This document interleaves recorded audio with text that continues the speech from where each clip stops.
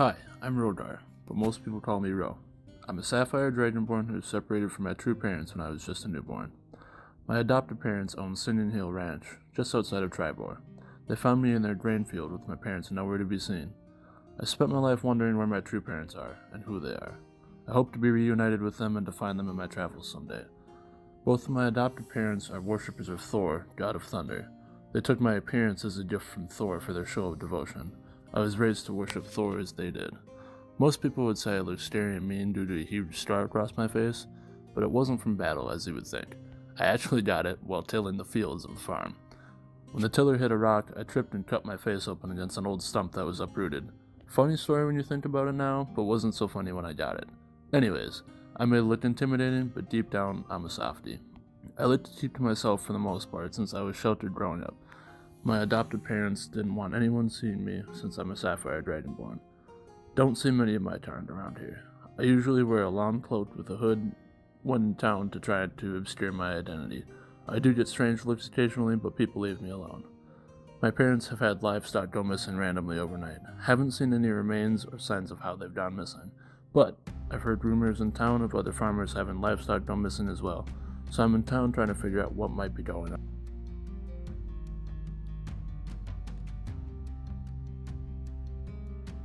Hi, I'm Elenia Nilo, but everyone calls me Al. I'm an elven monk in training. I was born in Tribor and have never left. My parents came here after my father left his community so he could be with my mother.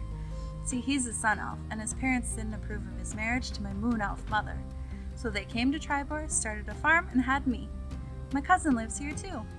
Her name is Brywin, and she's a lot older than me. She's been around my whole life, so we're pretty close, but she still treats me like a kid. I'm 19, and everyone says I still have a lot to learn. I don't really know what they mean, though. How much does someone need to know about everything outside of their home? My parents are always trying to teach me a lesson. They say it's time for me to be more serious and want me to start adventuring and learning on my own. I don't know why I would want to leave Tribor, though. All of my friends are here. Anyways, I'm rambling. My mother says I do that a lot. What can I say? I'm an only child, and I spend most of my time tending to the cows and other animals we have on our land. My life isn't too exciting, unless I can sneak away and go into town to visit everyone, or go to Brywin's house. Since I've lived here my whole life, everyone knows me, and I could spend an entire day going to everyone's houses to visit and help them with things. Lately, we've had a few cows disappear, and so have the other farmers. I'm not sure what's happening to them because I haven't seen or heard any predators around in months. My father says that I tend to spend a lot of time in my own world, though, and that I should have been watching them closer after the first cow disappeared. I told him I would try to pay more attention to what was happening around me and that I would try to help figure out what has been happening to our cows and the animals of our friends. Hey everybody, my name is Miles Kingsley. I hail from the great town of Yartar, where I live with my parents, Mahana and Winfrey, and I work with Rolf at the Mad Cat Pawn Store. I've had almost my entire life laid out for me since I was a young teenager. The only problem is, I don't want to take that path. Instead, I want to become a renowned comedian, known throughout the realm. Unfortunately, not everybody supports this path. I have a desire to travel the world. You see, I've only ever been to Yartar, but I've heard amazing stories from Ralph and Dorn. Dorn has been my best friend for almost 10 years now. They've told me about the far lands of Silvery Moon with night skies so dark that you can see the stars forever, and the vast ocean views in water deep with unknown mysteries lying deep under the water and above, waiting to be explored. There is a place in the far west called the Sunset Mountains. Along this range of mountains is a particular mountain called Pastel Mountain, where the mountain is said to have trees, rocks, and all sorts of nature, with an absolutely stunning vision of pastel colors. I desire to travel the world and see as many of these awe-inspiring locations to find more materials for my act, and to maybe find some collectibles along the way. So I decided to start my adventure in the town of Tribor, and then continue on to the rest of the world. The world is a colossal place, full of adventures, mysteries, and I can't wait to start exploring and telling my tale. I am Kasumi, dedicated cleric, accomplished farmer, and expert prankster, all of which I am quite proud of. I have called Tribor home for a few years now.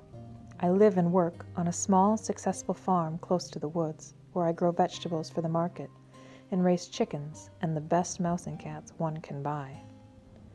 Though I hate to be indebted to people, I have Theodore and Alara, the moon and sun elves, who are the parents of Elenia, to thank for my farm.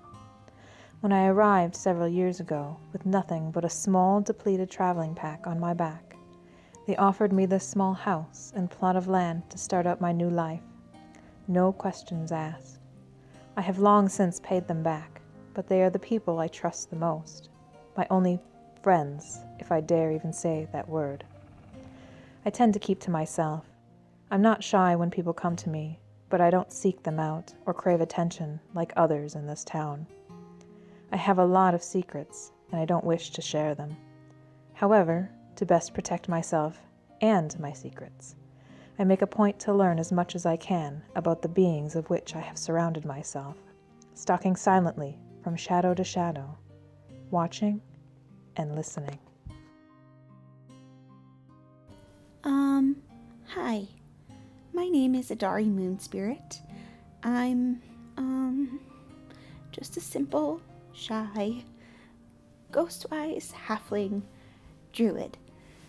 Okay, I'm from the far side of Tribor, at the edge of the Crypt Garden Forest, where I live with Brywin, the kind-hearted wood elf that shot me. I know it sounds weird, but let me start from the beginning. As an abandoned infant, I was saved by the Wild Mother and raised by a family of foxes. Alma and Mac accepted me as one of their own. They taught me how to hunt, to defend myself, and to survive on the resources of the Crypt Garden Forest. At a young age, I became so tuned into the nature around me that I found myself gifted with the ability to shift into a snow-white fox. Over time, I learned to shift myself into other animal forms as well, all of them just as white as my fox form. One day, I was in my fox form admiring the spring ferns when I felt a sudden, sharp pain on my back left side. I collapsed to the forest floor in pain and faded into unconsciousness. When I woke, I was strapped to a table and there was a strange man hovering over me with a bloody arrow in his hand. Next to him stood a concerned, beautiful wood elf. She apologized for shooting me, took me in while I healed, and somewhere along the way, we became friends. Brywin and I have been friends for the past 5 years now. She taught me how to not act like a wild animal around other humanoids, and I've taught her about the forest. Our friendship is unique, but it's one I cherish, and I will follow and protect her wherever her crazy schemes take us. Hello, my name is Brywin, and I am a Wood Elf Ranger. I have lived a very sheltered life. I am currently 119 years old, and I moved away from my loving and caring family at the age of 100. I have one older brother and a younger sister. Both my parents are still alive and super caring. I have my cousin Al just about 10 minutes from where I live in the center of town. I also built myself a cabin in the middle of the woods, right off of my cousin's land. One day, I was in the woods looking for my next dare. I was given a quest to find and kill the mysterious white fox that was spotted in the nearby woods. You see, I don't back down from dares, never have and never will. But anyway, I had the mysterious white fox in my sights, an arrow knocked and about to fire, when a voice in my head told me not to shoot. But before I could stop myself, the arrow was already flying through the air. The arrow sank into the fox's left hip, and it fell to the ground into a fern patch. As I ran to see what I had done, I had a concerned feeling enter my mind. When I rounded the fern, I did not see the mysterious white fox that I was dared to kill, but a small, pale, white halfling was laying in the fern patch with my arrow in her left hip. I had never killed anyone before, I thought as the dread welled in my head, but before I noticed her chest moving slightly. She was alive. I knew that I had to help her and help heal her back to health. I would feed her, and I taught her how to eat with silverware instead of her fingers. I wouldn't let her back out into the woods, which she didn't like and fought me on multiple times. I helped her walk again and taught her how to speak with people normally. Once I got to know her, it turned out she is a ghost-wise halfling druid and super shy, but I taught her how to be more civilized and less animal-like. After saving her life 5 years ago, she has never left my side and I can't get rid of her no matter what I try to do. I live in town to try and prove to my parents and other people that I can live and survive on my own. I have no clue where I'm going with my life or the adventures I will go on, but I do know that I will find purpose along the way.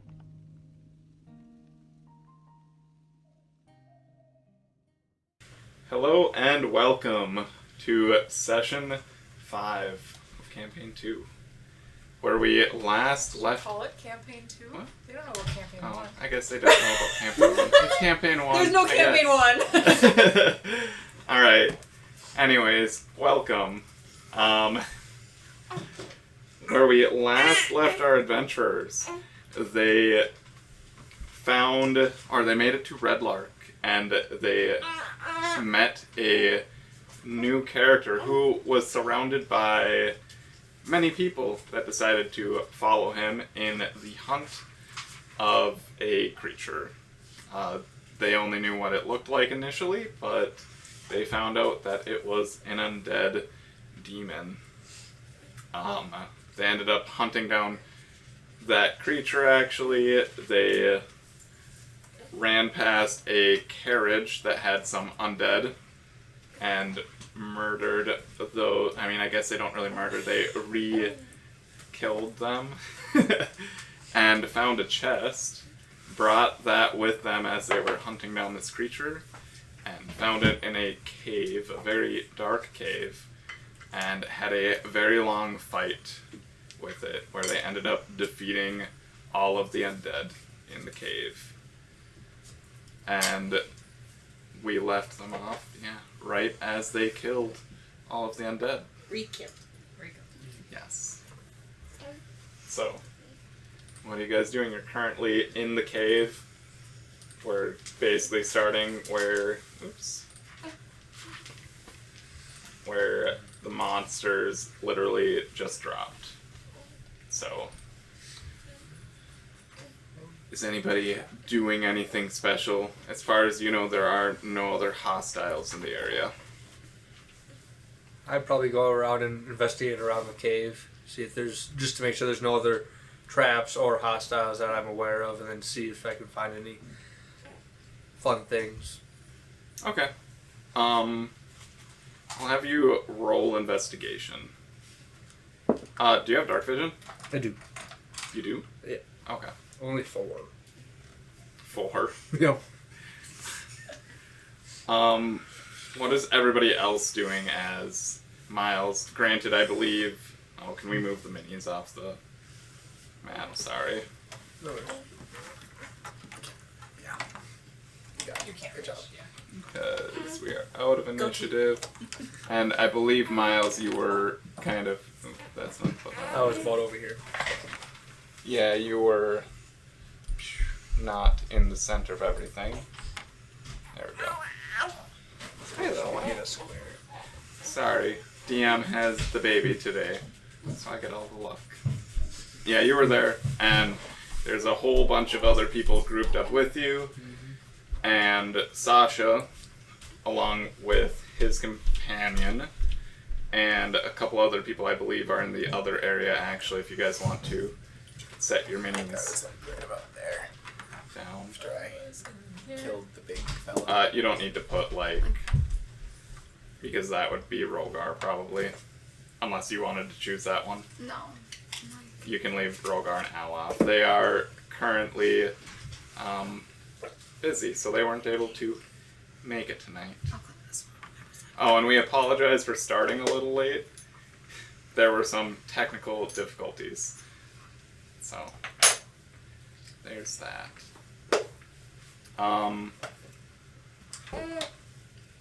Brywin, I believe, weren't you a little closer too? I don't know which character I was. you wanted to be. I'm just gonna play that. You might a little have bit. backed off. Okay, so I guess... I mean, Miles, you can definitely, you're kind of like looking... Are you looking at the body specifically, or are you looking purely like you're just gonna look around the area itself? Be more the area. Okay. So you're just... Your choice, are you starting with this area? Or are you just kind of going straight through, you want to check out the back right away? I'd probably go to the back just in case there's still something back there that we didn't notice. Okay. Yeah, you can definitely do that. Stepping over the bodies, you roll a dex save. Save, you say? Yep. That'll be 12. A 12. You slip a little bit on blood on the floor because the floor is rocky. It is hard, but there is quite a bit of blood and undead guts and such. You slip a little bit, but you steel yourself. You do have quite a bit of blood on your shoes. I'm gonna... Just so you know. It didn't get in your shoes, and you didn't fall in it, but there's definitely... Still gonna prestidigitation and clean it off.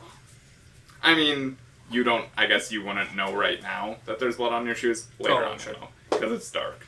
Sure. You don't have a light currently. Fair enough. Sorry. It's all good.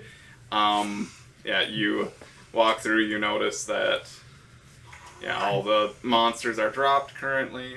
You see Sasha there. Sasha, I don't know if you would have been doing anything, or if you would have said coast is clear even before he would have walked. Yeah, I think I would. There's no light right now, right? Yeah, there's no light. Because I don't I have can dark vision. cast so- dancing lights. I'll just do that. Yeah, I will Okay. wait for somebody to do a light. I will cast dancing lights into this area. Because I am just a guy. Just a human. No, light, no dark vision here. She is not She having it. doesn't want daddy. She also doesn't like when you sit down in this necessarily, because her feet are kind of bunched. I see. Sorry. No, I think I would look around. I might also just do kind of a quick search of the area. I mean, Yeah. I saw the main creature was dead, and I did what I needed to do. Finished restoring my curative ward. But I guess I'll just glance around quick as well. Should I? Investigation? Yeah, you can roll investigation as well. That's all. Oof, 8. Yeah, so you're both looking around the area. Everything seems dead. You do notice that there is another body behind when you go around that backside. If I can. Oh, I didn't have it. There we go. Yeah, so you go around there, and there is another body. It's just a corpse. Doesn't seem to be breathing or anything. Just laying down. Or whatever. You know what I mean? It's Yeah. laying on the ground. It's not tore up or anything. Obvious, like, it's dead, but not, like, severe wounds. You don't see it missing an arm or whatever. With the light, I guess you can't tell how recent, like, you know it's dead, you just can't tell how recent it's been dead. But otherwise, there's no, I guess, gear or anything. You don't find anything in the cave. You also notice that, I guess, the dead body is on top of some sort of, like, nest. Kind of, like, twigs and stuff. It looks like something built a nest here. Okay. As far as you know, undead do not need to sleep, and they wouldn't Yeah. necessarily need nests.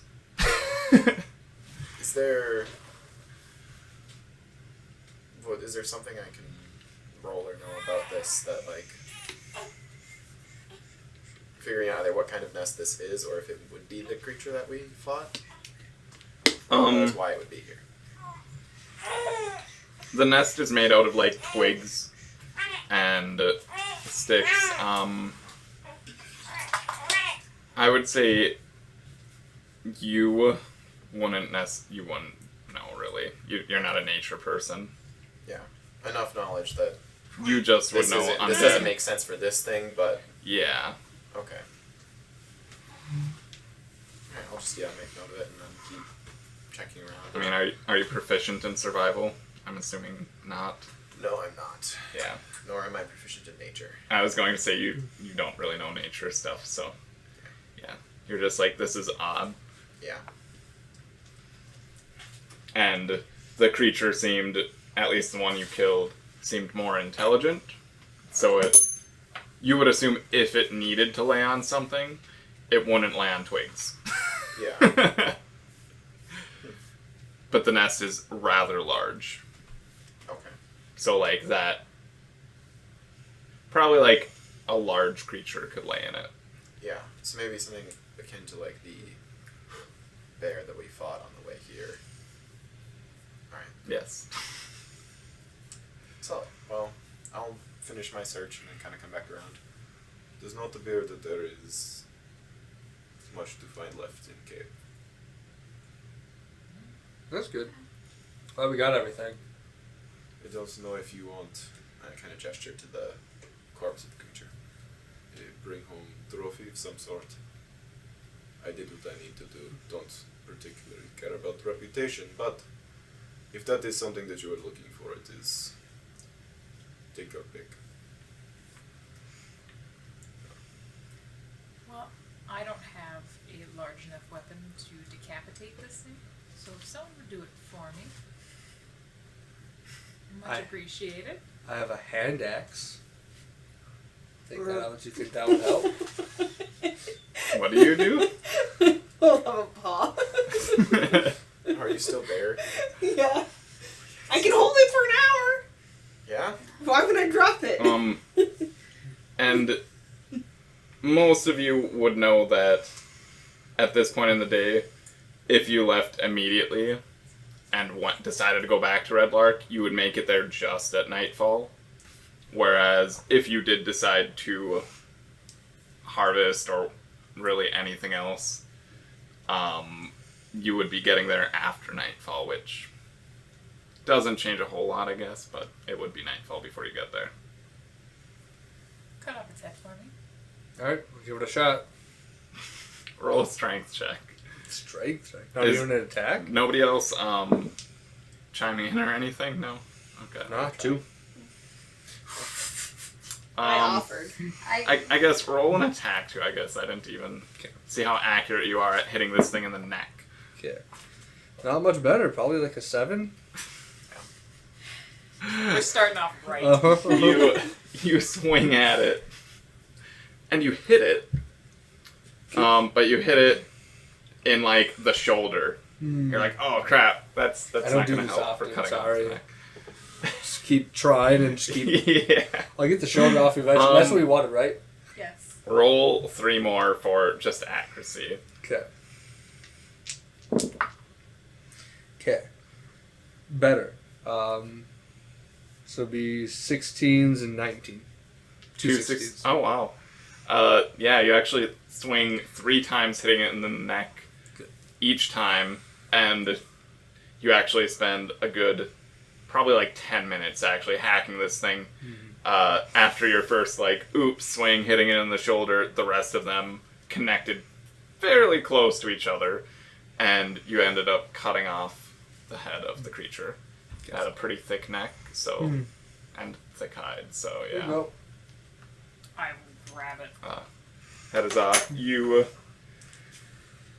do notice that like this thing was undead.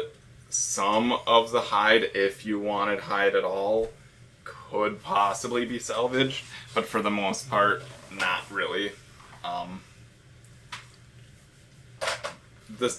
The head, you can still identify what it was, but for the most part, if you were to use it for any sort of, I guess, purposes, harvesting-wise, it wouldn't necessarily be beneficial.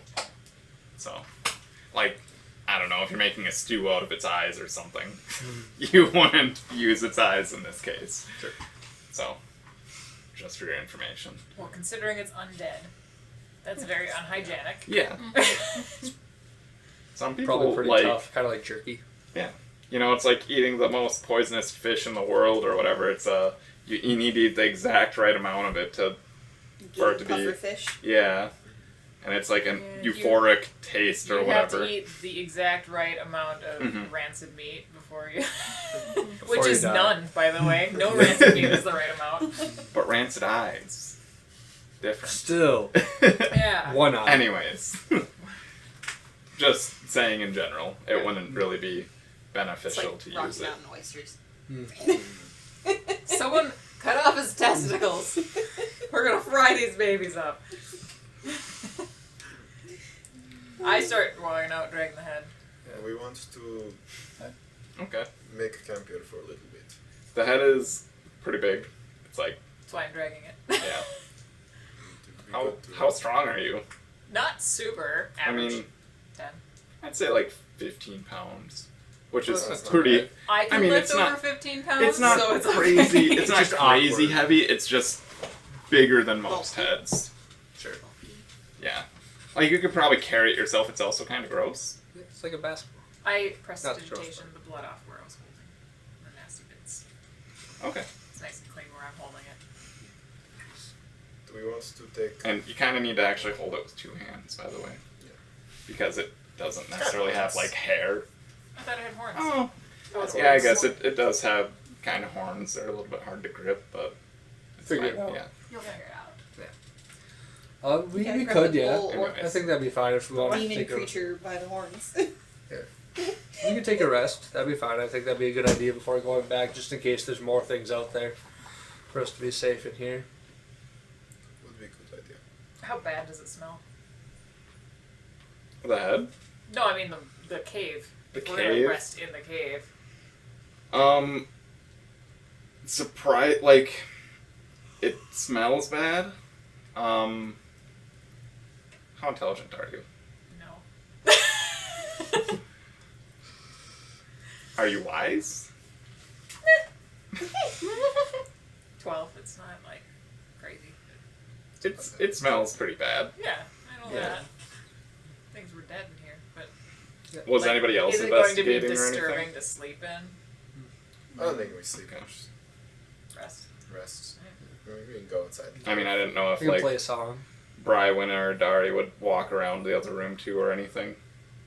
I'd maybe Just- be wandering. Just check out what everything I'm was. following her. In You bear form. Do you have dark vision in bear form? No. But you keep your That ratio. was the Do you problem. keep dark vision technically when you transform? Technically, yes.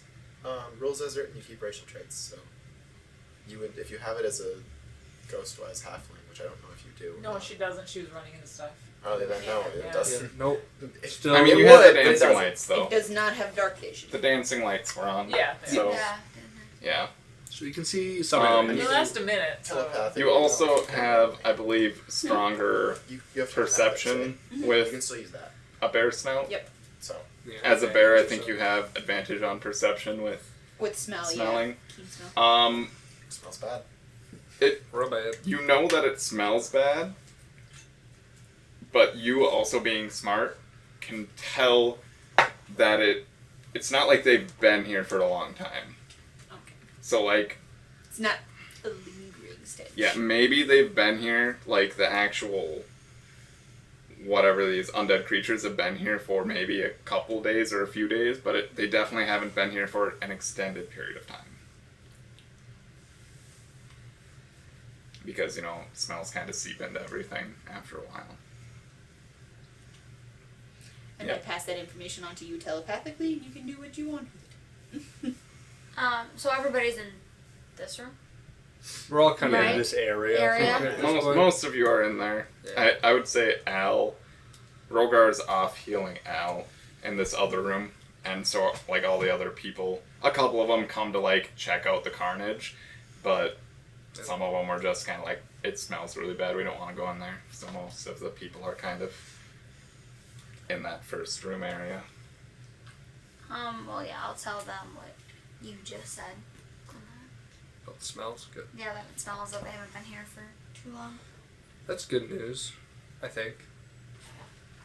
That they haven't been staying there, yeah. Yeah. Okay.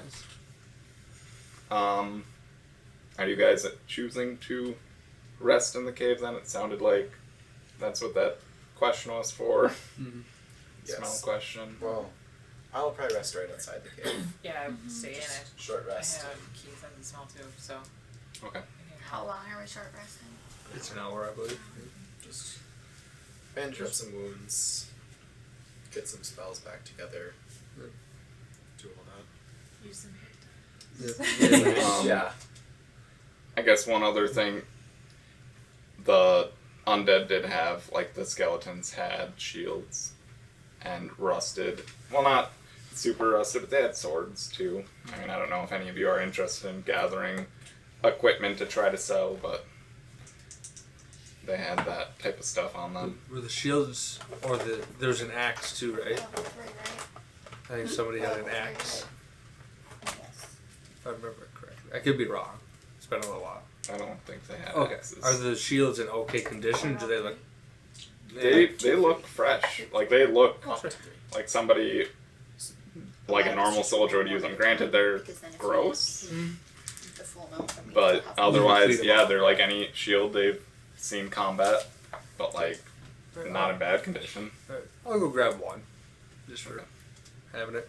And then during the short rest, I'm also going to do Song of Rest, so you all get one more d6 of hit points. Mine 6. Oh. I think Actually, I took it in that again. case, and I'll charged it. only use No, one I at a don't time. believe you did. Because I guess I'll get it back anyway.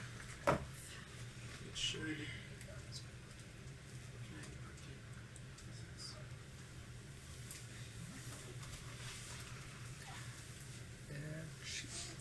Get some. There we go.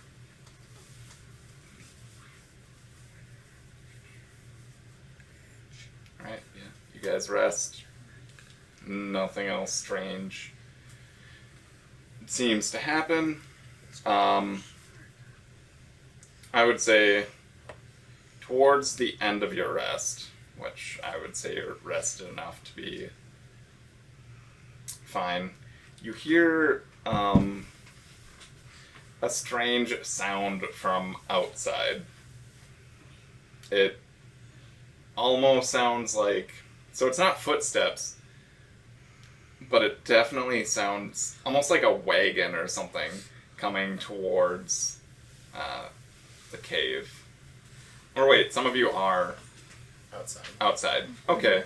So then those of you who are outside and hear this, there's also like a little rumble that comes with it. It's a very strange looking wagon. It is built like a normal wagon, but it almost has this like weird compartment in the front of it, and there are no horses or really anything pulling it at all. There are no reins, nothing. But it's coming towards you somehow, and you notice that you actually can see into it.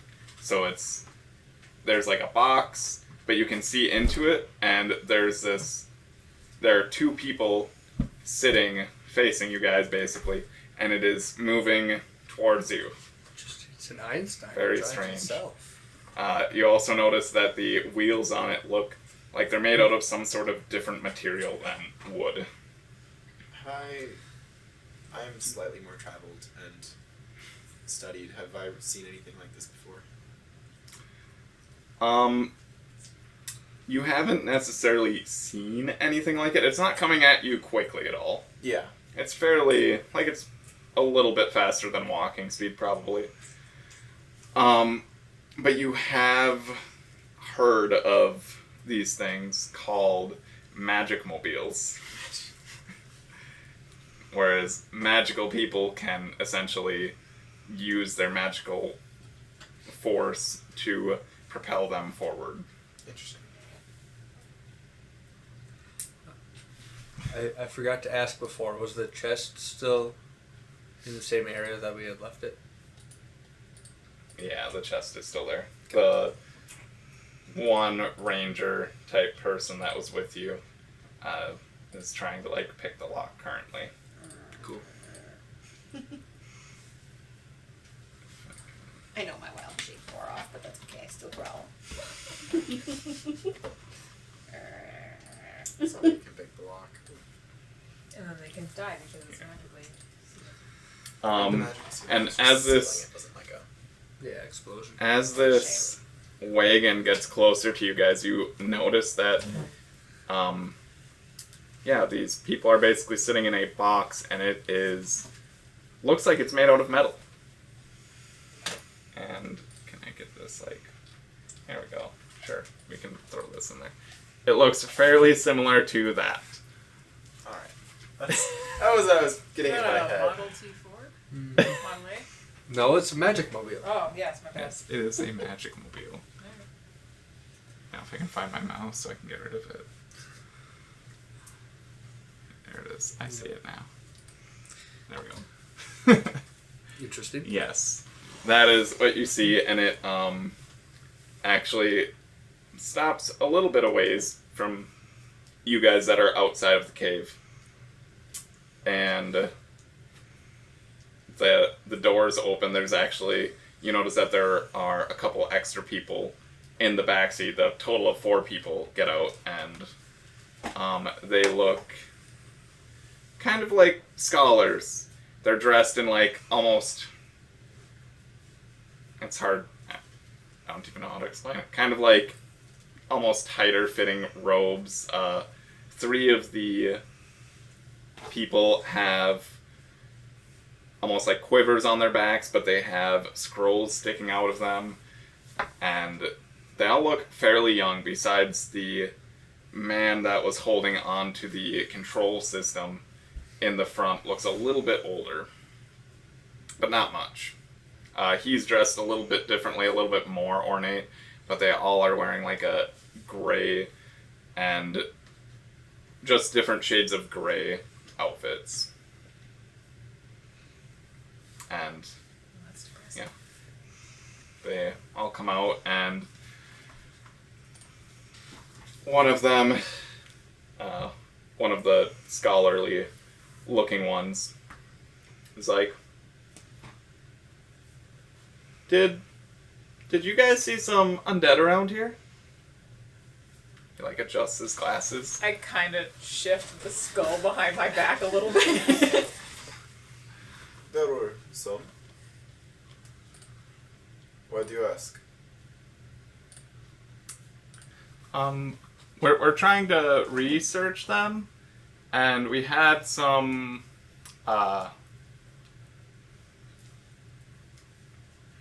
never mind. We're researching undead and such, and they actually came out of, if you've heard of those areas of darkness, kind of, around the world. Some people call them voids, some call them rifts, fissures. We're actually researching them, and we knew that those undead, or an undead thing, somehow made it out of one. We were somewhat following it at a distance, and we just want to examine it and figure out why and how it is here, existing. That is fair enough. Yeah. There is one back in cave there. Yep. There is an entrance fee, though. It is 5 gold. You have to understand, we did risk life and limb to fight, defeat it. We're just researchers. Okay. 5 gold. You have... I mean, if you don't have cash, we could take magic mobile. Yeah. Which would you prefer? We'd accept either or. I don't think you could drive the magic mobile. I think you'd be surprised by what I could do. The older guy said that, by the way. Yeah. How old does he look? So as they get closer, you notice that they're all elves. Oh, fuckers. But the younger ones do look fairly young for elves, and the older one doesn't look that much older.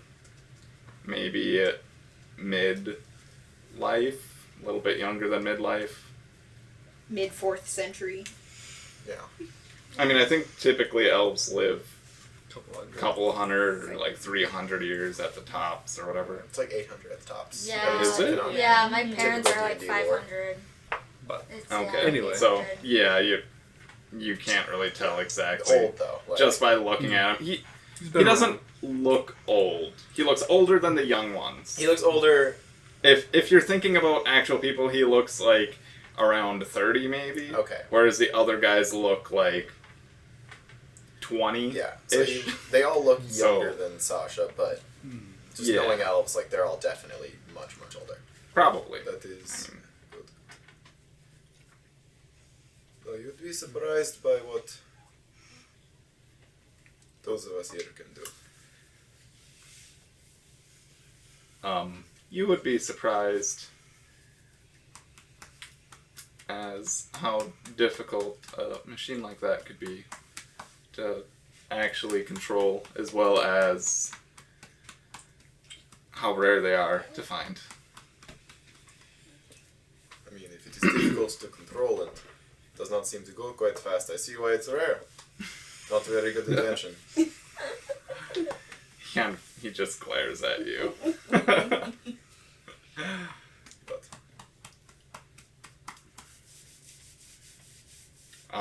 At this point, they're standing closer to their vehicle. The scholars actually open up the front of it, and it looks like it must be some sort of storage compartment that they're taking. They have like books and stuff, and they're going through a couple bags.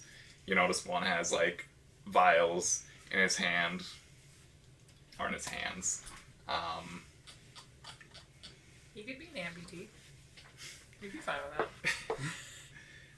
Yeah, just like a little, there's like a duffel bag, or like a small, almost like a medicine kit he seems to grab out too. And you see another one has like these jars of different liquids kinda that he pulls out. And they're like, after they grab everything, I guess they come over and they're like, well, we won't pay you anything because it doesn't seem like you're planning to stay here anyways. I mean, if you want to take the bodies, you can.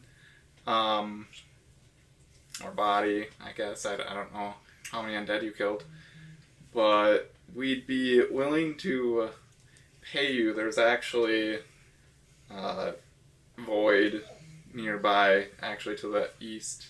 It opened up a few days ago. There's just a bridge to the east that just on the other side of it, a void started opening up, and yeah, so that's where this creature came from, if you didn't know that already. Granted, maybe you were hunting it at the same time as us. So, anyways. It doesn't seem like you guys were so much as hunting as watching. We're observers, we're scholars. Yeah. We're researching why these voids are appearing, and trying to figure out more about them. Do you have anything useful? So if you guys were attacked, how would you defend yourselves? They just kind of like look at their vehicle. Because that doesn't move super fast. It's kind of durable. Okay. So that's your only option? Usually we like to bring bodyguards with us, but we don't have any with us right now. So if you'd like to come with us, we'd pay. How much?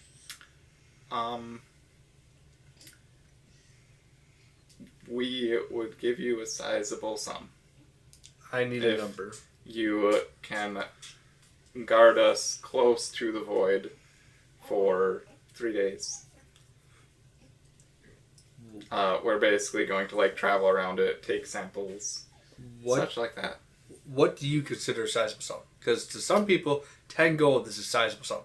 To some, 1,000 gold is a sizable sum. We have 200 gold for whoever wants to guard us, they can split that 200 gold. You hear like whispers from some, because at this point some of the people they were kind of in the cave more. You hear whispers of them like speaking with each other, like, "Oh my gosh, that's a lot of gold. That's like 50 gold a person."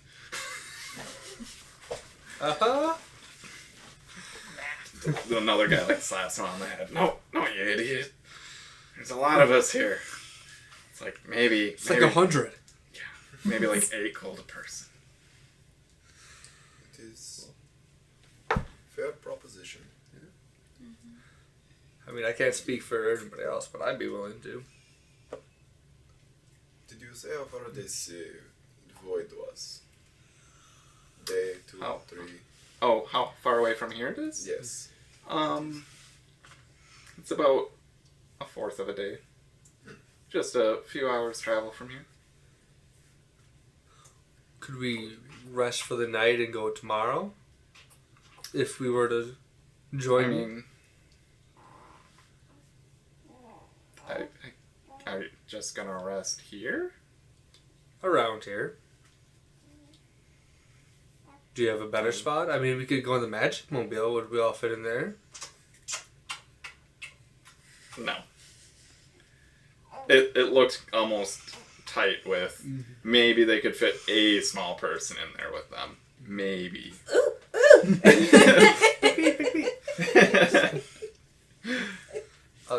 Did you see any safer places in like a half day's travel or so from here that we could go to?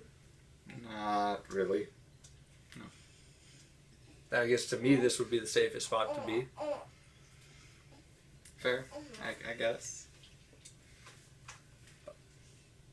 I mean, if you guys want to hunker down or whatever, you can do that. It might be nice to get a little bit longer rest, and then we can protect you better. Can we examine the bodies then, I guess, since we're sitting around here anyways? I drag the head out from behind my back. Good. We have this head, and we can also... And I attempt to lob it at towards them, but it's... It doesn't go very far. It rolls about 12 feet, maybe. It was... I bowl it. Lands with the But the horns breaks off. Sure, it wouldn't really roll. Yeah. Because the horns. But... Oh, why'd you cut off its head? We wanted to prove that we killed it. And it's better than dragging its body. Fair point. It was rather large. Yes. Ooh, interesting. And the the scholars just kind of surround it, and one of them like stabs it with a little knife and kind of drains some of its blood into one of the vials. Just kind of sneak over to it, make it come alive, make it scream or something. I'm going to attempt to. I'm going to use. My minor illusion, and I'm going to attempt to make the roar that it made, because I heard it.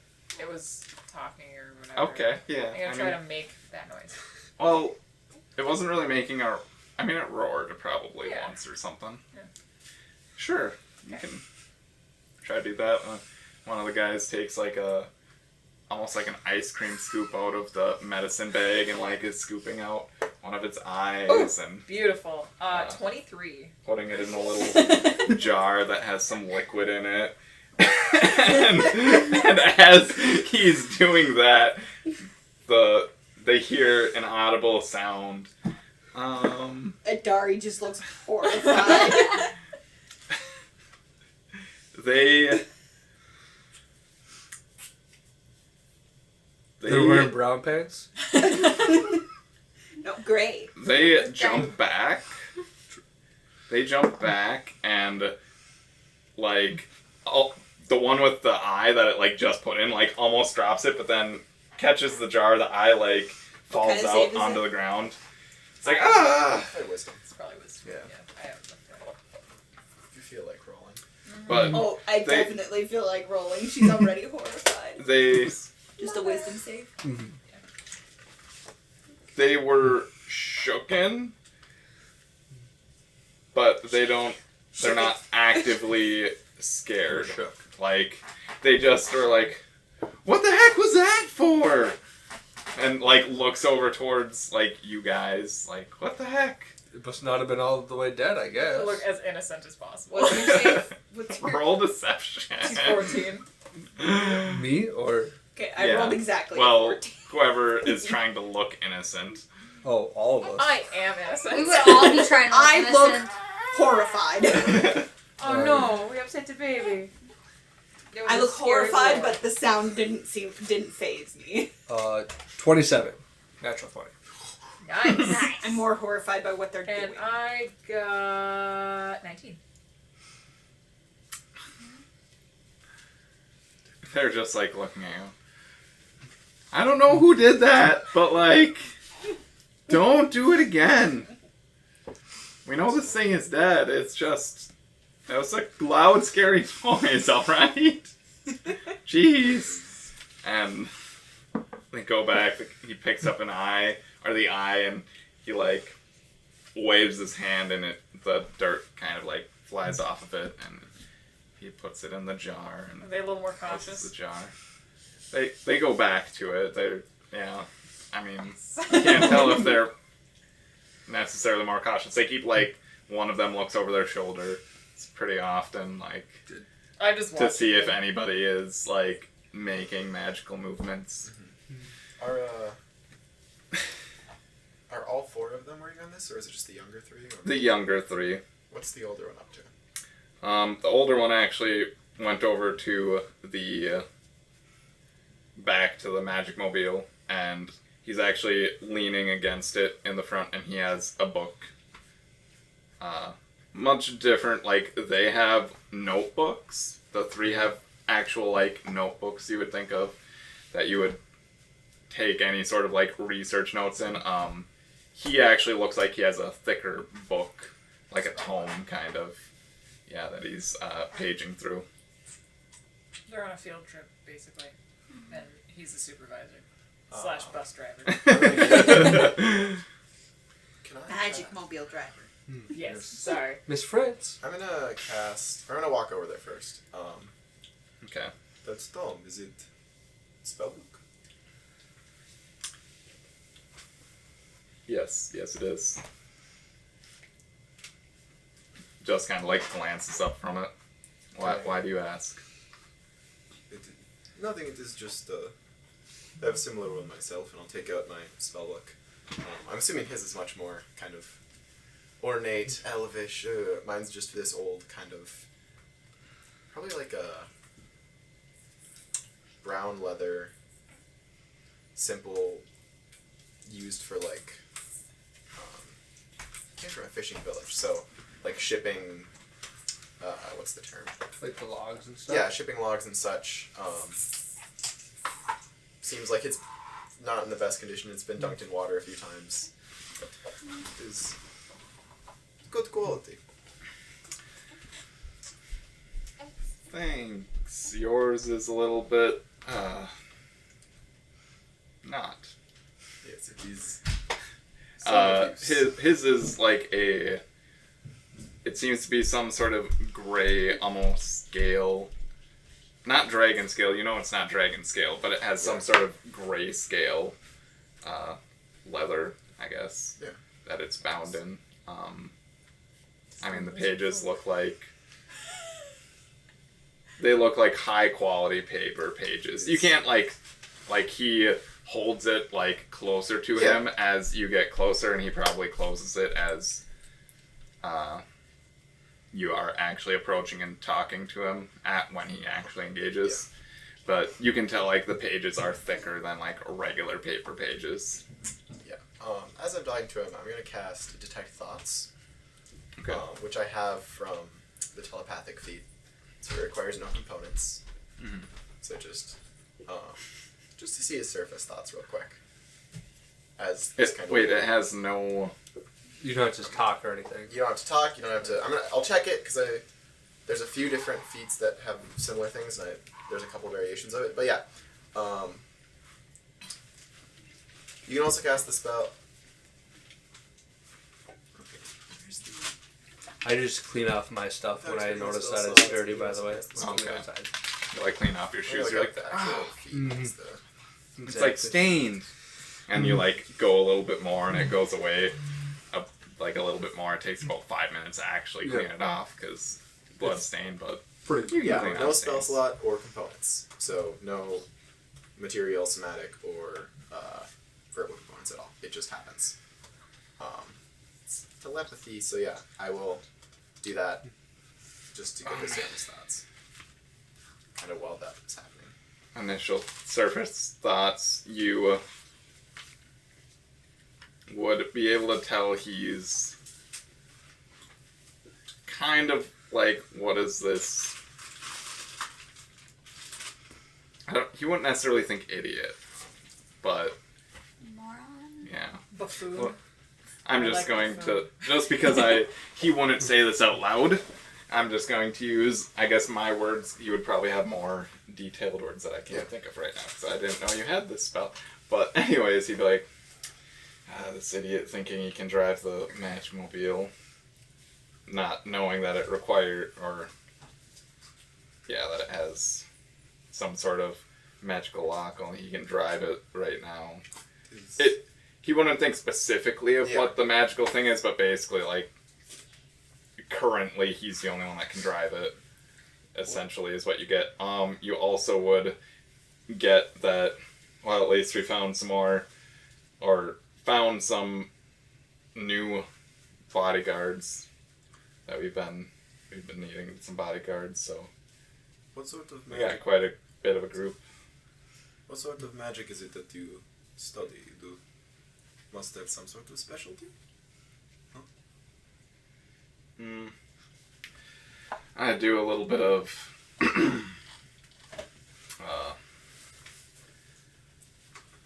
I guess I don't necessarily have a main study point.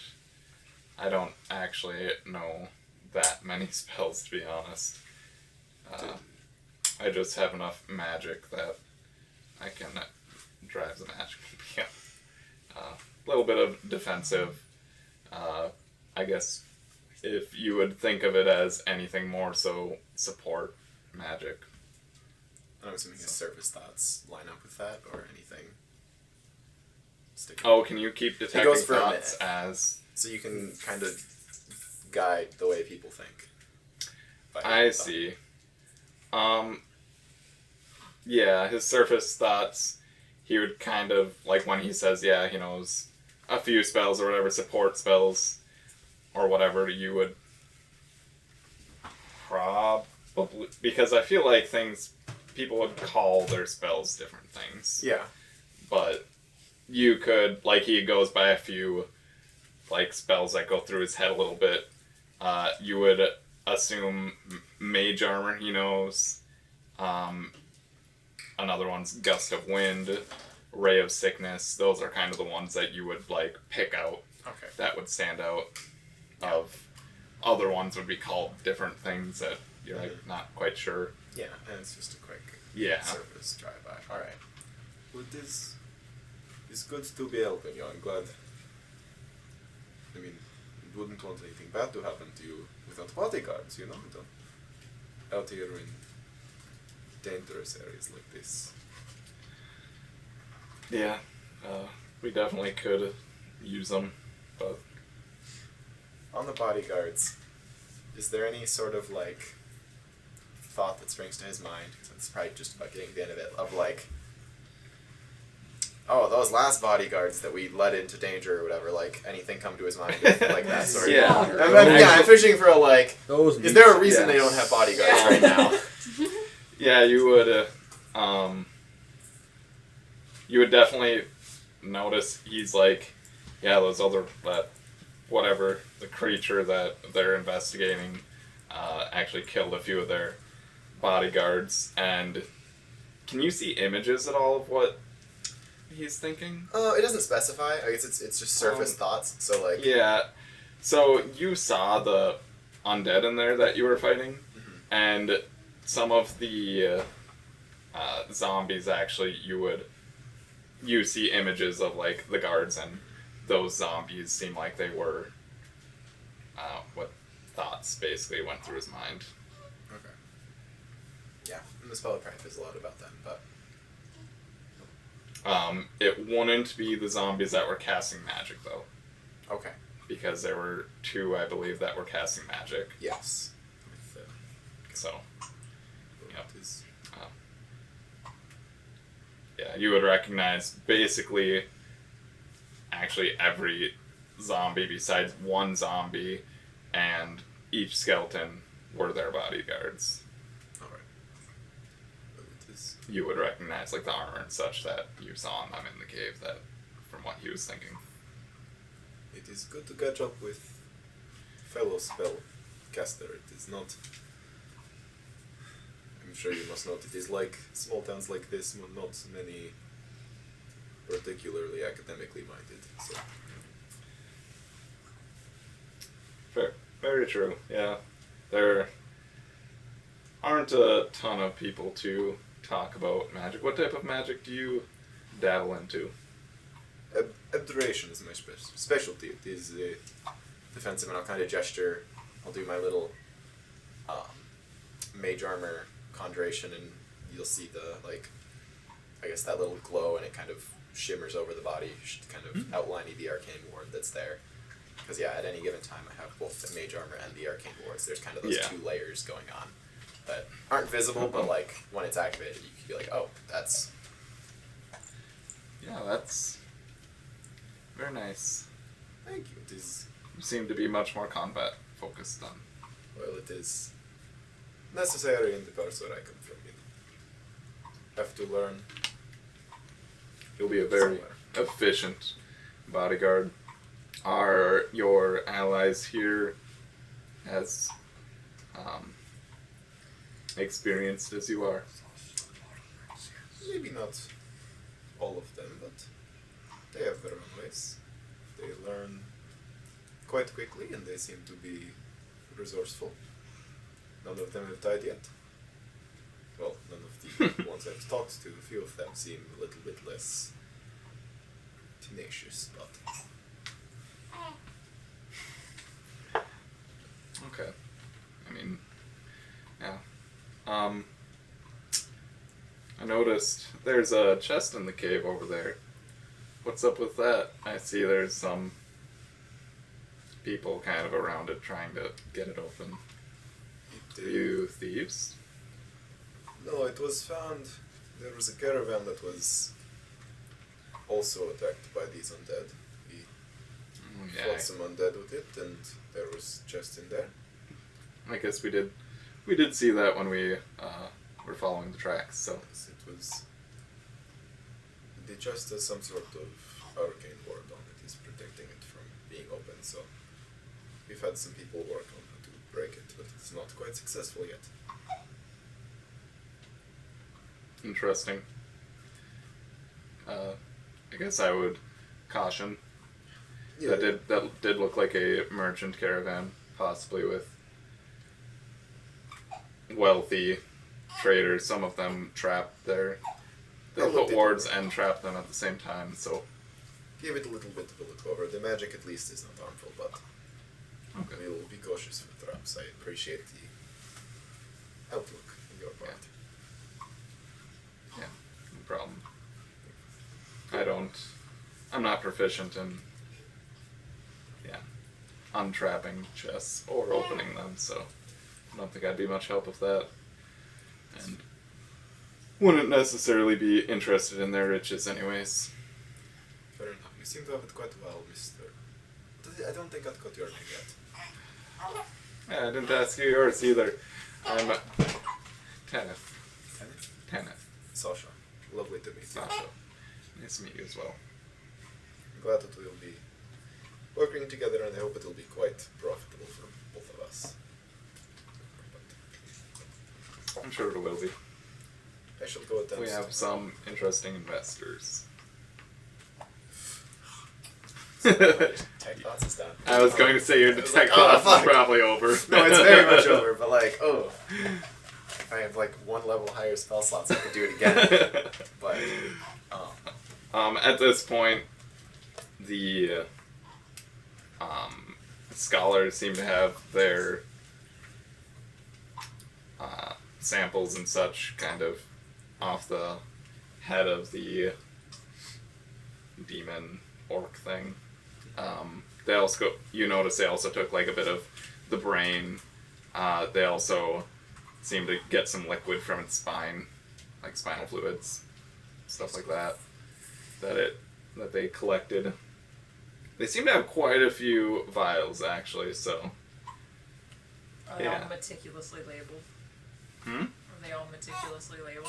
I just kind of guess. You actually don't see any labels on them at all. Oh no. Okay, one of these with my breakfast smoothie, and one of them is orc spinal fluid. Precisely. Surprisingly simple. Yeah. What's the worst that could happen? Use both. Oh shit, they both smell like kale. Well, it looked like each one of them kind of were gathering from almost like specific spots. So like, almost as if they were trained to get specific different that makes sense. pieces. When they finish up, they actually want to go into the cave. They start going towards the cave. Like, gosh, it's kind of dark in here. What do you guys... It smells terrible, too. Jeez. Why are some of you still in here, even? And some of your allies are in there like, everything in here is dead. Again. So, safer in here than it is out there, most likely. Oh. Okay. Yeah, what I'm assuming most of you went outside, right? Of the cave? I went outside. Can I look around their carriage? Kind of look. Are there windows around where I can see into it? Magic mobile. The magic mobile? So they closed like the front that was kind of like the storage area. You glance in it, or like towards it, you notice, I don't know how close you're getting to it. How close are you getting to it? Enough where I could see inside of it. I mean, She's window. technically you could climb a tree nearby and kind of try to look inside of it. Like, there are windows on it. It basically, the only thing that isn't, because it has like a big windshield essentially, and then the windows on the sides are fairly big. The top is a solid, like you can't see through the top at all. It's metal. And then it also has a back that's completely metal with a very small, like, viewing window to view, like, out. But otherwise, like, it's mostly metal. And the windows, I mean, like any other old-timey vehicle, the doors come up, like, halfway on the vehicle. So, yeah, you'd need to look a little bit to, like, look inside of it. And it is probably a good 1.5 feet off the ground. Like, the tires are kind of big. But, like, it has clearance, so it can go places, basically. They don't need to worry too much about, you know, getting a rock stuck underneath it or something, or whatever. I mean, are you getting, like, close to it, then? To, like, look inside of it? Yeah. Okay. The driver, like, watches you as you get close to it. Would you be doing it kind of as Sasha's talking to him or something? Yeah. Yeah. I mean, he would definitely be eyeing you while you're getting close and, like, peering in it. Granted, he's not, like, yelling at you or anything. But you peek inside, you notice that there's, like, a steering wheel that has, like, a dark leather seat, both in front and in back. Not very spacious, but yeah, it could probably fit a total of 6 people in it, maybe. It would be tight with 6 people. Okay. But it could fairly easily fit 4 people. You don't really see any trinkets or anything laying out inside of it. Besides, you notice there is kind of like a little holder in the front, and it seems to have like this strange like stick sticking out of it. That it definitely is like a holder that you can like set things in, But it definitely has like this little stick that you haven't seen before sticking out of it. Stick shift. It's a manual. Well, when I say holder, like it's definitely something that you would put things in, take them out, is more so what I... Cup holder. Yeah. Long cup holder. You were turned into a cat. First I get talked by the dog, and now Yes, you were ambushed the second you walked up there. Oh my gosh. Alright, yeah. Anyways, the scholars go into the cave, slightly talk to the people. You notice that one of them must... Any of you that are magic inclined would assume that they know the cantrip light. So, there's all of a sudden a light that's not a torch in the cave, and they go in to kind of examine the undead, you're assuming.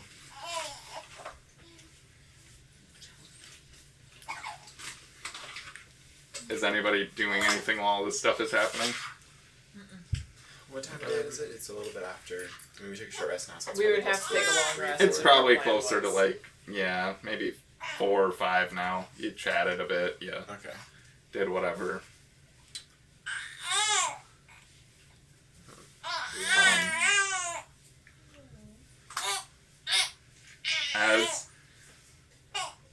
Well, are you guys doing anything else kind of as you're whatever? Not really until the long rest actually. Yeah, we got a long rest. So, yeah, pretty, mostly uneventful. They're in their or were you going to say something? Well, this could be on the ride there too, but I was just going to ask him about what he knows about the creature in particular that they're looking for. Knows if it gets damaged more by anything in particular, if it gets less damaged by certain things, anything like that. Are you asking the scholars or the driver? Probably the scholars. Would you ask them as they're trying to grab stuff out of the zombies and stuff? No. Okay. It'll probably be on the road too. I'll ask. Yeah, they're in there kind of doing their thing for a little while. Probably like an hour or so more of just like dissecting some of the bodies. Yeah. They come out and they're like, gross work, and you notice they have like blood on them, and they prestidigitation it off of them. And they're like, well, I think we got all the samples we need. I think that'll suffice for now for these creatures. Granted, the zombies were fairly similar. We didn't get samples from each one.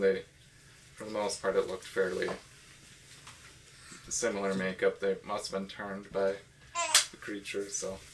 Did you say how long you guys have been studying these creatures? Not super long. This is actually one of our first outings. Okay. We were sent here to examine, and since this was a fairly new void or rift, fissure, whatever you would like to call it. All of you people have different names for it, but yeah, this one's fairly new. Do you mind if I ask who sent you? We're just interested scholars. Okay. It sounded like you said somebody sent you to like research it for them, so that's why I wasn't quite sure if it was your own premonition or. We sell some of the information that we get. I mean, how else are we gonna pay 200 gold for bodyguards? Like, fair, yeah. I'm just asking. Yeah, just so we know. I mean, merchants travel with they need a way to ship goods through the areas of darkness, etc.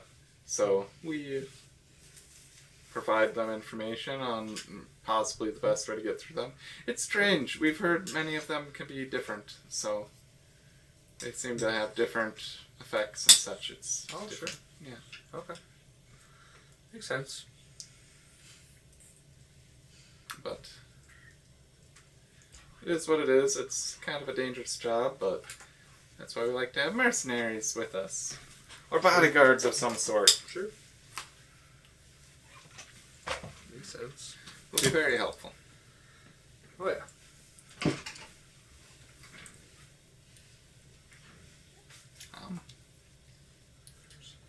Were you weren't asking them the night before then about No, I was weaknesses thinking or anything? Okay. Yeah, just down the road. Alright. We're going to head to sleep now. I'm going to set up our camp. You guys can do your whatever you're planning to do. Alright.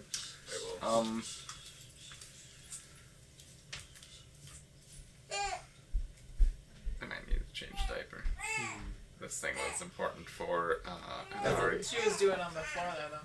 Hmm? She changed the diaper on the floor. Oh, she changed the diaper yeah, there? It's fresh and new, yeah. I wonder what they're... She's upset. So I think they're gonna... Just try to calm her down. Okay, so... Yeah, you guys can set up your camp if you do your thing and we'll do our thing. Sure. You guys planning to stay in the... Probably at the mouth of the cave. Yeah. Okay. Do you guys normally just sleep in the magic mobile? Is that comfortable? We don't sleep in the magic mobile. Oh, just around it, I'm guessing. There's not enough room in the magic mobile. What do you guys normally do? Well, we're not going to be next to your big group of people. That's a lot of people, and you guys don't seem like a very quiet group. So, we're just gonna, be a little bit out of the way, and... So, I'm hoping you've heard of the phrase safety in numbers. We are many, you are few. It's probably better to be by the many than the few. It's up to you. I don't necessarily have a preference. I don't want you to die. And if you, I can't think of a phrase for it, but, if there was a shark hunting, and it's a school of fish, or, two fish off to the side, that were also smaller than the people in the school of fish, than the fish in the school of fish. Right. Would the shark chase the school of fish and try to get one, or would it attack the couple fish that are off to the side that are also smaller? It's a shark. I don't know much about sharks, but I'm guessing it would go for both. It would go for the two, and then be like, alright, more. If the shark just opened its mouth and swam through the school of fish, it's bound to catch at least one or two. You'd hope. So, you would hope. Yeah, right, especially if the school of fish are banging drums and such, and the other fish off to the side are just trying to be quiet. It's a lot less likely to notice those. Fair enough. To the side. Fair enough. All right, I just didn't want you to die. Yeah, we'll be fine. All right, cool.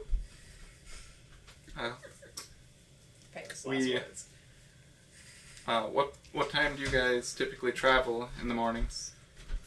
Sunrise? Yeah, I was gonna say 8 or so, maybe in the morning. Get a little bit of breakfast just before we head out. Definitely, that's not sunrise. Okay. We can do whatever, though. I mean, that's when I rise. Well, I mean, Sasha's more so their leader, probably, it seems. But Sasha, what time are you guys leaving in the morning? As soon as the sun is up, and we are all ready to go. Should check with group to see So, if everyone comes with. Are you saying 8 is later than typical movement of adventurers? A little bit. Depends on who you travel with, where you are, Okay. Just wanted to check to see what time we're actually leaving. To be fair, we are a big group. It's not like we can get ready in 10 seconds. That's kind of why I was like 8 o'clock. Are you dressing everybody else? Is that what's going on? No, but there's only so many places you can go to the bathroom without being next to somebody else. Alright. Well, we gotta travel further, which means it takes longer to get back. We'll plan to, let's say an hour after sunrise. Sounds perfect. Perfect. 7:58 already. If he's sleeping, you can let him sleep if you'd like. Don't worry. You guys can come with. Grown used to this one. Okay. I will do my normal alarm stuff before we go down. I'll take first watch. I will also convey to the rest of the party telepathically. I think I have to do it one by one, but I can do that fairly quickly. 30 people. Not everybody. Okay. Just the This group. PCs. Yeah, okay. The people that have actually done stuff. The masses I'm not that concerned about. I don't even know if they're necessarily all coming with or some of them are going to go back. But just to convey most of the information I got from Tenneth about how they were traveling with bodyguards who are no longer alive, and they were the bodies that were risen again, fighting the creature. So it's not exactly the safest position, and they don't necessarily have the most care, so keep an eye out, basically. But if it comes down to being between us and them, they're not exactly the strongest, so... I was going to say, they definitely don't look like battle ready at all. Yeah. Like, they don't I would also, yeah. They seem pretty scrawny. They don't even seem like they've seen battle really at all. Yeah. They're wearing fairly nice clothing. Yeah. I would also, probably convey that as, like, I, checked out big guy, one seems to be in charge. He's not that big. But not older. big, but yeah, yeah. top The hat, head you know. honcho. Yeah, I can take it. So, if they try and, run away and leave us to fight something, they're going to have a new problem to deal with, basically. So. That is that little telepathic message sent to everybody before bed. Is anyone watching, to see where they go or anything, or are they paying attention to them? I'd probably watch at least the direction that they go. Okay. I mean, I know Adari likes to kind of be a secret spy. And I know Kasumi can turn into a... Everybody apparently knows now that she can turn into a class. Don't. No? 2 people know. Yeah. Oh, yeah, because did you transform back, right away? Okay. Yep. Do I know? Adari, are you trying to spy on these people at all or anything? Do you even have a wild shape left for the day? I do. Would you try to, follow them at all or anything? Yeah. While they're planning to set up their camp? I will turn into a field mouse. Okay. Yeah, they seem to drive the Magmobile a bit north, through the trees where, most of you wouldn't be able to really see them anymore. You just know that they go north. I totally turn into a field mouse and just kind of, get up on the... You, go on a bumper or something of the vehicle? Okay. You hang on. It doesn't go very fast, so it's not you don't even need to roll a check or anything to hold on. They just go, walking speeds. They only drive, a minute or so, basically to be out of sight. And you notice that the driver opens up the front of the vehicle where the storage is. He takes out a little box. Or, I shouldn't say a little box. It's, somewhat little. But he takes it out. He goes a ways away from the vehicle. And he sets it down on the ground and he walks away. And then he says, Krakatawa. Yes. And all of a sudden, this fairly large fortress thing just gets created. We've got to kill him now. Accidents happen on the field all the time. And the door is actually big enough, just big enough that the Magmobile can squeeze inside of it. And they also go inside of it. Are you staying on the vehicle as it goes inside of it? As it goes inside of this big metal fortress type thing. You would stay on it. I don't like the way you're saying that, but sure. Okay. Yeah, you... She probably doesn't know what it is, so... No, but she might think that she would get trapped inside, because she does have a high intelligence. She might think she can also open the door. True. Okay. I'm going in. Just repeat Krakatoa. You go, it just barely fits inside. Like, I am smart enough to realize that when he said Krakatawa, it opened. Yeah, they basically pull the vehicle inside. It's fairly large inside. It could fit quite a few people. They have like these really nice soft bedrolls that seem to like almost hover off the ground. So they're not even sleeping on the ground, but they put down their bedrolls and yeah, they do other stuff for getting ready for bed. I'm not going to necessarily explain. Are you staying in there while they get ready for bed and stuff? You're just staying in there camping out. How long can you be? She watches them An dress. hour. An They're hour? elves, they trans. Well, I mean, by the time they get their beds down, I mean, Yes, they do. And I They- short rested. Don't I get my wild no. shape back? Do you want short rest? Yep. Oh. Moon druid, baby. That's all druids. That's not a Alright. That's But yes. Okay. So, yeah, they put down their nice kind of floating bedrolls. They change into these, to like, almost like silky pajamas. Nice quality pajamas. Watch them change. I'm not going to explain them changing. Scarred for life. You do notice that there is a ladder that seems to go up, and there's a hatch. The hatch is currently open. The driver actually goes up top for a while and sits up there. Him. Yeah. He just has like a... Because he's the sus one. Said the cool hunter dude. He basically just... So he has like a chair he actually brings with him.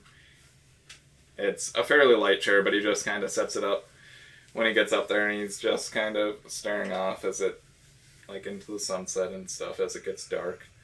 The other scholars downstairs, like, go out and in of the building a few times to, like, go to the bathroom and stuff. I've seen enough of their dangly bits, I don't follow them.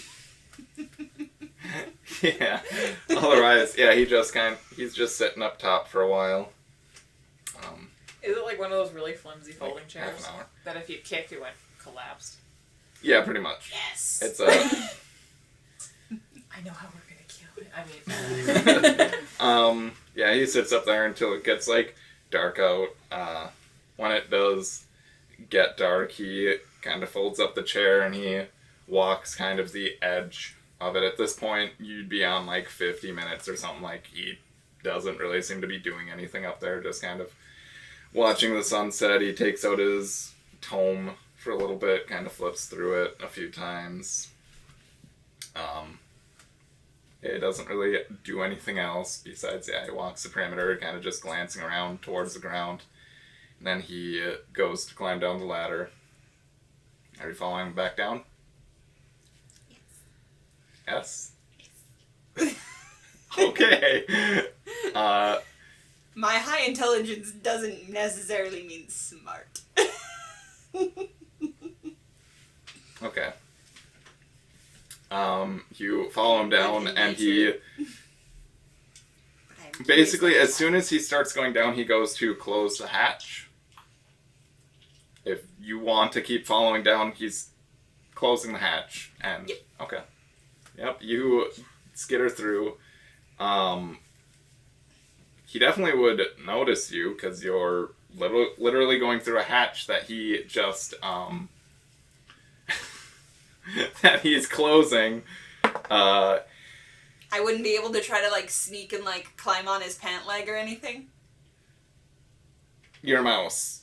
Have you ever... Mice can climb on you, is the thing. But that doesn't, They have like, claws. you feel things, though. Especially Especially... pajamas.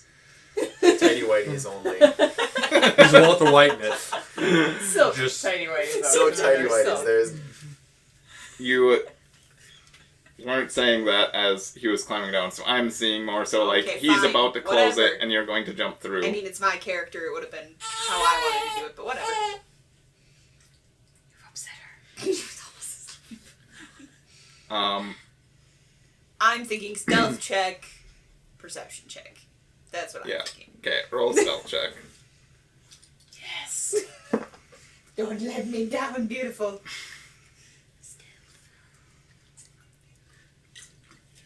Because... That was a chonky boy, and that's not a good chonky. You didn't even roll, you just No. sort of went thunk. Yep. She's noticed. Did you get a nat one? It's actually not that heavy. I was expecting more weight. No, it's just liquid inside. Yeah. Right, nat one. Yeah. It's a 7. That's a 7. Is it? Oh, yeah. 7, okay. Okay. No, it looked like a 1. Then at one next to it. 1, so 8. Better than a 1. It definitely He's like, a mouse! Maybe And- do like this from now on. Not Yep. I agree. And he doesn't fall off the ladder. You see him, like, kind of almost fall. He drops his chair. The chair breaks. You hear it shatter. It hits the ground before you. Roll a dex save. You need above a 15 to not take 2 damage. You're a mouse, 1 damage will poof you. Above 15? Yep. And I don't know what a dex has. Or what a mouse dex is. 17, bitch. The mouse probably has like -1 or something. Her dex? Dex is a 0. I would say it's probably nothing. Okay. So, you as this white mouse fall down and you hit. You just happen, where his chair shattered, there's a little bit of cloth on it. You just happen to land on the cloth that is above, the sharp pieces of wood that are now splintered. Like a canopy. Yes. Yes. It's every scene in those action movies. Yeah. Falling into the thing that's conveniently right there. Yes. It did hit the ground before her, so it just happened. The other scholars are like, what? Where? And Start beating you with a broom. What a silk broom. Get it out! Catch it! And they're like trying to roll a dex save. They're chasing you. They're trying to grab you. One's like, open the door for it! Kick it out! It's 13. One of them opens the door, and they're chasing you, trying to grab you. They don't grab you. Oh no, wait. Mouse Are death, you 12. Are you staying in, trying to hide in there? One of them did open the door to try to shoo you out, or to hope, kind of like a fly or something, or a squirrel gets in your house. You open the door and try to shoot I am out. trying to stay and hide. You're trying to stay and Squirrels hide. get into your house. I am trying to stay and hide. Stay and hide? She's standing at the doorway. What's the good outcome here? Looking. She's a character. Okay, I want to note this. The magic mobile. Are their bedrolls white? Because I could easily jump on one of those and hide. You had the black spot. They're red for on a mouse. It's like red still. So their bedrolls are more of a gray color, a lighter gray. It is dark, like it's pitch black in here. They don't have any lights on. Perfect. But I do want to note the magic mobile is completely closed. Like the doors and stuff are closed. They're, like you can't, the windows aren't open or anything. I also want to note that like everywhere else in here is bare. Okay, like so I'm sharp going to edges. go There aren't like shelves or anything. It is bare in the wheel in well here. of the magic wheel. And a spoke. Yeah. Hold on to his There are currently 4 elves Yep. Yep. that are very aware where you Pretty are. sure you said 3. What? There was 2 scholars and then 1 old man. 3 scholars. 3 scholars. And an older elf. Yeah, so I'm gonna kind of like... 3 scholars and Yeah, a I'm just gonna try to hide in the wheel well. wizard, essentially. Imagine being a scholar and not even Sure, you can try to roll. Pathetic. Right. They open the door. I have dark vision, so... Okay. They do too, they're elves. And saying, the at least they're not metal is completely dark, very sharp, like, it's not like the area is dirty at all. There are just the bedrolls. There's a magic mobile in the middle. There's a door that's open. Otherwise, the only other thing in here that's kind of out of place is the chair that just broke. Just saying, and that's very flimsy, like that didn't have much either. So what you wants to do? You can try. I will say you probably need like basically a 20 to get this at all. Come on, new dice. Damn. Oh. That's a 2. That's a 2. Almost. I was very close. The 20's looking at me. It's going. You like go to jump on the wheel well, and you feel restrained. You notice that there is a translucent hand that is grabbing you. Oh. Got mage-handed. Yep. Or unseen servant. Or it's Servanted. You were unseen You're trying to fight it? Yeah. This is Adari's response. I got when it. in doubt, fight it out. I got it. Yep, that'll work 100% of the Sure, time. you try to bite it. The hand is basically floating you right now. what does a mage hand taste like? It's a... Cheese? I don't know. I was thinking rubbery, but maybe. I feel like it's like a... Gross little creature, and he like... The Sony You one. notice it's the older guy. And you are floating towards the door. It's nice Okay, that so that would be a 14. It's a mage hand.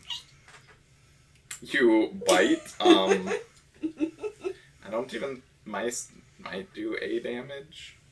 Yeah, probably. But It's 1 piercing damage. Yeah. Yeah, A damage. Yeah. You also can't It's do weird. damage There's to no mage. flavor or anything, but like... You like bite and like...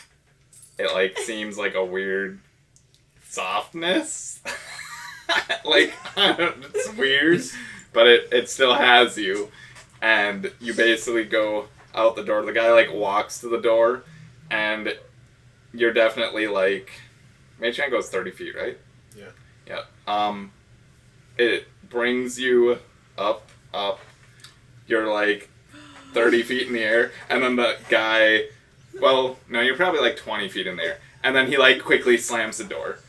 And as the door slams, the mage hand disappears, and you drop. And you definitely take... 2d6 damage. I mean, it doesn't matter. You poof. They're not watching you, though. They shut the door. Yeah. And you hear them just inside, like, ah! That was gross! What the heck? How did a mouse get in here? He's like, I don't know. It got up top somehow. That was... What the heck? What type of mouse can scale a freaking fortress? This thing's like 20 feet tall. We need mouse traps. I love these dumb elves so much.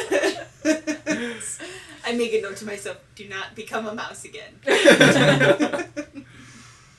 Invisible hands why? have no taste. Why was it white? That was so strange. I haven't seen like they're like the My ear is against the like, door. They're like that's like one of the ones we like experiment on and stuff. I am the best detective. Like why? I don't know. How would an experimentation mouse even get out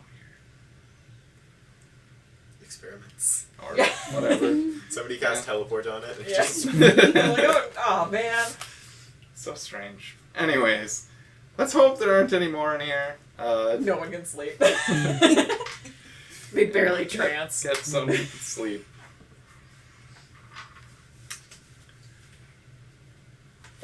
And yeah, it's like I'll put up my alarm and set it for mice. It should. Set it for mice. Anything besides us. Go off constantly. Hopefully it. Yeah. All right. Those tiny or larger creatures, okay. Man, this guy's a shitty wizard. Didn't even put up the alarm before going to bed. Yeah, he's just hanging out. He's just watching. Just, you know. Alright. Get some sleep. There aren't any mice in here. They're gone. Okay, so here's what I'm gonna do. I'm gonna wait for like a good hour until they're probably asleep, and then I'm gonna turn into a cat. Okay. And I'm just gonna yell outside the door. Okay. Just gonna hide in a bush and just yell as loud as a cat can yell. For a full hour. Okay. You do that. It is very dark outside. At the moment. Cats have dark vision too. Actually, they don't. And then at our own camp, we just hear. They should, but they don't. Yeah, because I didn't go very far away. You guys definitely... Some of you might be concerned about Adari. By some of you, I mean Brywin might notice that Adari's not there. Yeah, I'd probably go looking for her, like, kind of wandering. Oh my gosh. So, are you just, like, facing their build... Like, are you right in front of the door, basically, just, I'm like, in trying a bush, so that I'm hidden. You're in a bush, so you're hidden. Yep. But you're and just like, facing Adari, towards the door, because and you're she like... still hasn't quite figured out how to not turn into a white creature, she just rolls in a bunch of dirt, so it's got camouflage.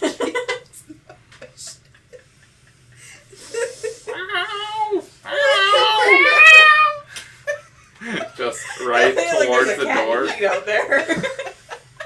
Okay. You. It's not even spying anymore. It's just like. Brywin, you go to look for Adari, and you hear this yowling. Just very. Well, you probably would look for her before that, even. Yeah, I would look for her when she was still a mouse. Well, because she wasn't in the house, like, well, I mean, half an hour you might decide to look. Yeah. Probably, like, you would probably come upon this fortress thing, and you'd be like, what the heck? Why is there this large fortress here? Basically, at the time, the door is open, you see, like, this mouse floating out in this mage hand, and then you see the wizard there. Would you interact with the wizard while, like, he's in the doorway currently? Or would you, like, try to hide as you see the door, like, open, you hear commotion inside, or what? Do I fully see a Darby? Would I see the white mouse? So, you're coming upon it as, like, you hear commotion inside. You can tell that it's the elves' voices. And then... yeah, that's basically... Like, you would hear that. You would see the door wide open for some reason. Are you... like, still getting closer? Were you going to try to interact with them, or were you, like, going to, like, stay back? Like, why are they over here in this nice fortress thing? I'd probably just stay back and observe them. Okay. See what they do. Yeah. Would you technically be hiding? Sure, why not? Okay. I mean, you could just say that you're behind a tree or something if you want, or hiding in a bush. Yeah, like, kind of hiding Yeah. behind a tree. They're not too concerned. They're just trying to, get this mouse out of here. So, yeah, after a little bit, the commotion dies down. He's like, I got it! And, like, pushes it. You see this, like, floating hand go out the door. I don't know if you've seen really Mage Hand before. You probably have. You're like, oh, that looks like a little bit different colored Mage Hand. It's almost like a light gray, kind of almost silver colored Mage Hand. Just like going out the door. It almost looks like there's a white creature in it. And you're like, Dari wouldn't, like, why would she be in there with them? That's weird. You're like, that's, strange. Anyways, you see the hand go up. You see the guy, like, slam the door quickly. The mouse drops and turns into a Dari.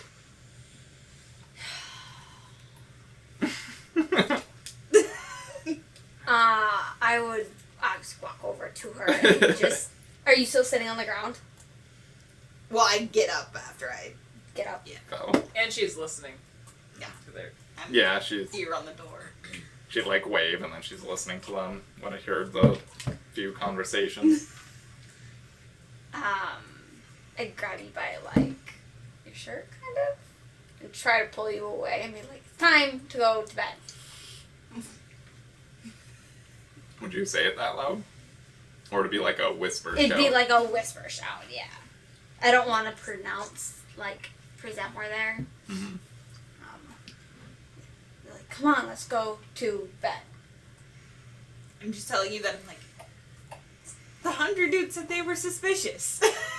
I need to check them out. And then they threw me out here, and I just want to have a little bit of fun.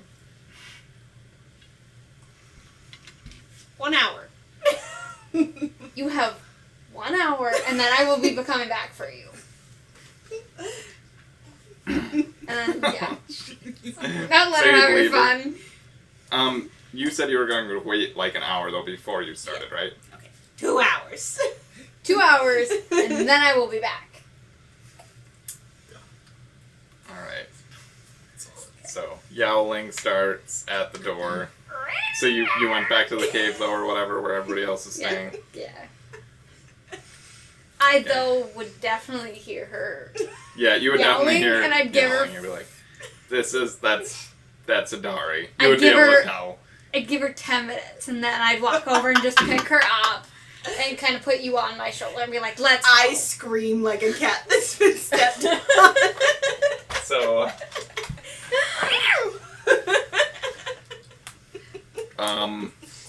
she's yelling, you're like, oh my gosh.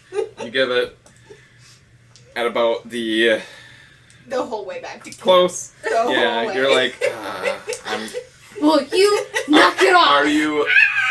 Are you running over to her to get her, or are you just like walking over there like this? Adari. I'm kind of doing like that, frustrated, like slowly yeah, going over there. Yeah, that. Okay. I don't try to hurt her or Shaking anything. my I'm head. just being dramatic, making noises. So, Adari, you would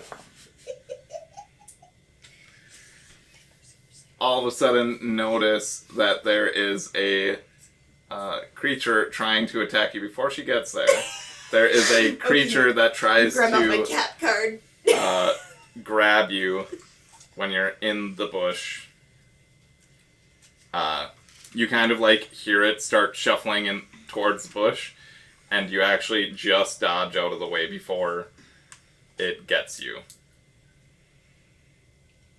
Okay. You don't have dark vision. Nope.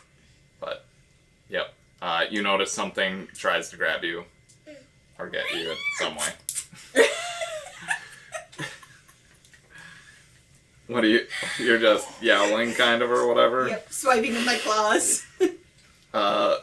Roll with disadvantage. Do you actually have a cat stat block thing? Heck yeah, I do. Alright. So you're swiping blindly towards whatever just tried to attack you. Okay, we're rolling with disadvantage. Yep. That is a 6. 6. You definitely miss. The thing tries to swipe at you again. Yes, we are in a fight now. You are correct. Alright.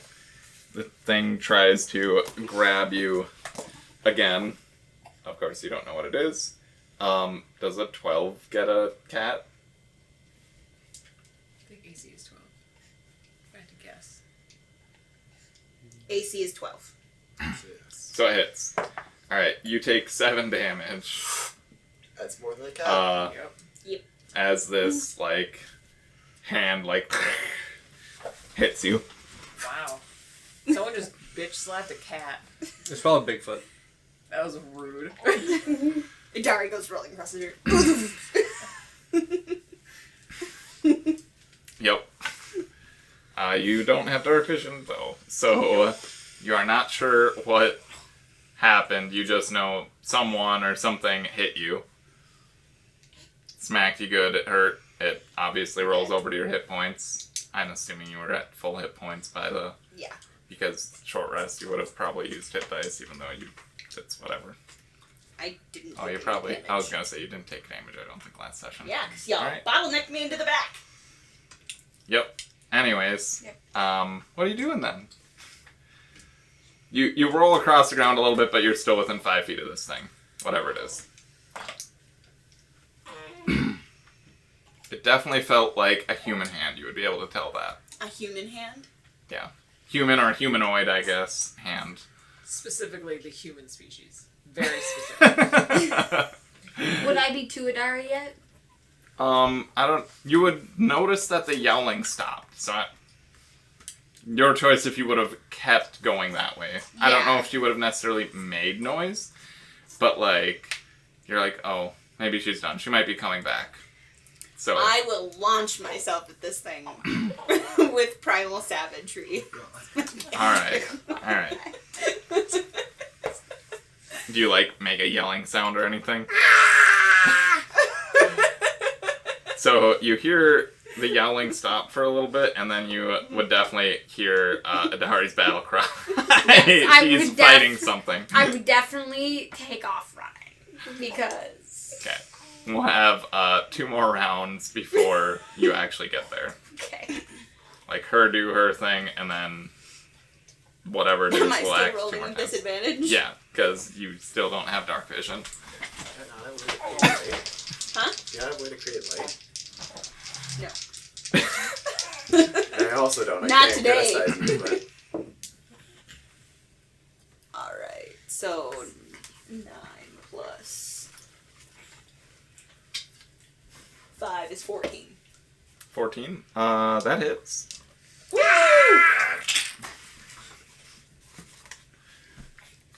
1d10 acid damage. 1d10? Jeez. That would be 4 acid damage. You know, you're being bitten by someone All right. and suddenly it just starts burning through your skin. You hear a sound as it goes and swipes at you again. Oh no. That's... 14. I don't know what your current dex is. That hits. Yeah. My AC is only 13. Dari's gonna be unidentified. That is 4 damage. Okay. Can't you wild shape as a bonus action? She's already using them. She's out of both. Yeah. Oh, she did do mouse and then she did cat. Never mind. That's okay. Are you attacking again? Or are you trying to somehow run in the darkness? With your intelligence, you'd be like, this sounds a lot like those undead. But anyways, It sounds a lot taste like the undead? You would just be you're wise and you're intelligent, so you would assume this is an undead. Yeah. Okay. Then I know what I'm gonna do. I mean, yeah, you can choose if you want to do something else.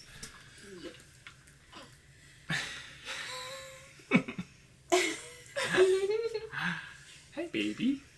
You're wide awake. I would know that this thing is right in front of me. Yeah, you know it's... Okay. Moonbeam. Woo! There you go. Sure. Yeah. So it needs to make It's a only save a or something? 5-foot radius, so It if I makes a cast it, save? so it's at the edge of me. No, it just...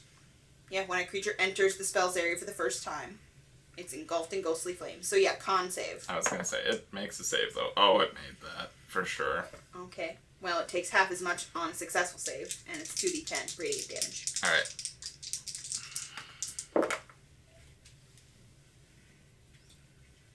It's a 9, right? Yeah.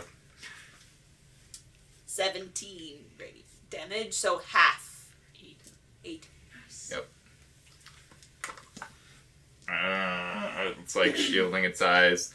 It moves around you, and Yeah, Dari's like, bleh. does Moonbeam actually shed light at all? A silvery beam of pale light. It doesn't shed light. The space at least is illuminated. Yeah, the space is dim light, technically, which is not disadvantage for attacks, but it is moving out of the beams area and attacks you from the side. So technically you still can't see it attacking you. It is in darkness still. And that would be a 19 to hit. Oof. That is 2 damage.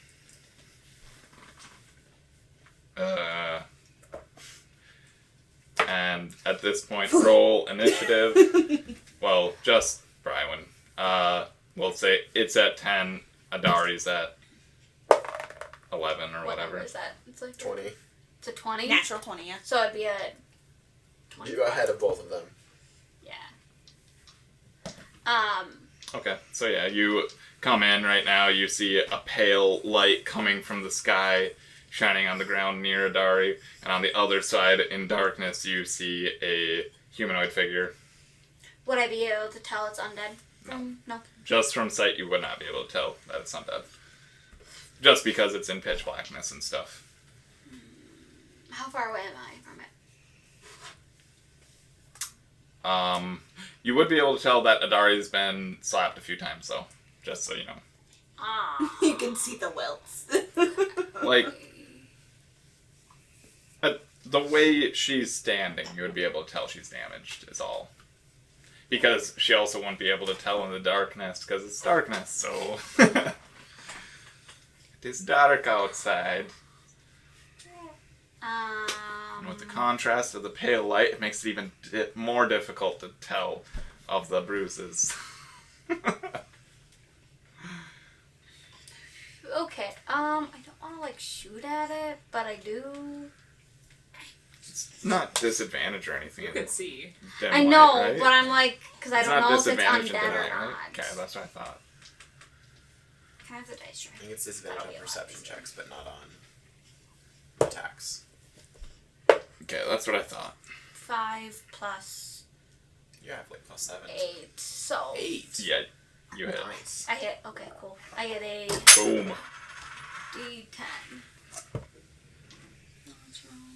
You are wide awake.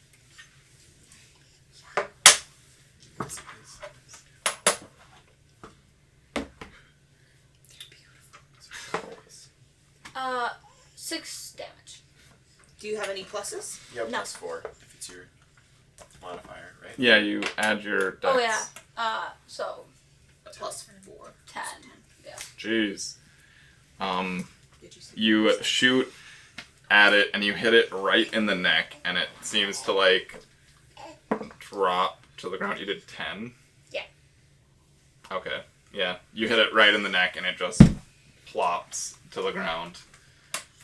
Adari, you hear something thudding next to you. But that's really all you notice.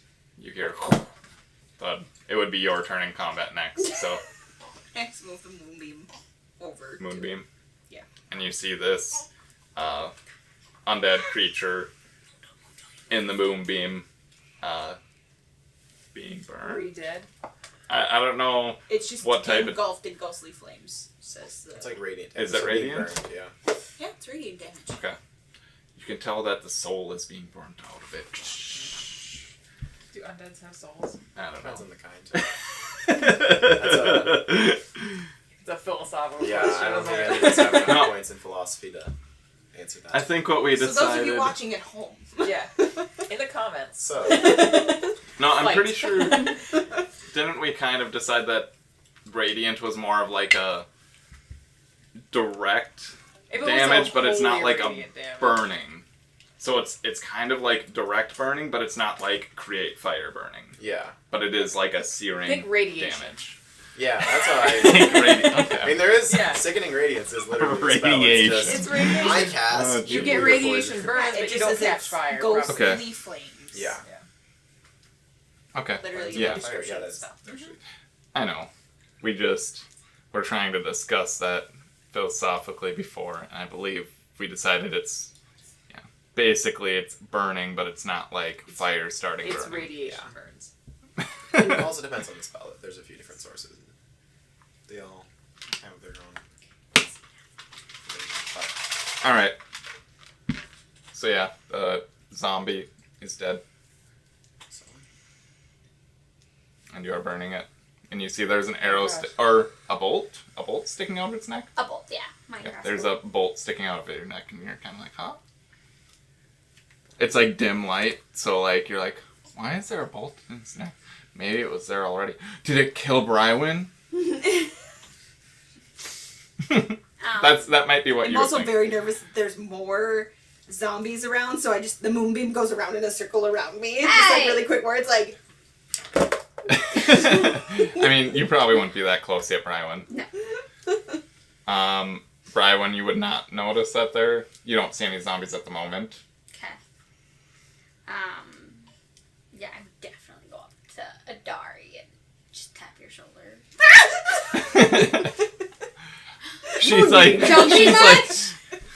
She's probably like skirting around, staying out of the moonbeam, and she's like waiting for the perfect chance to like poke you in the shoulder.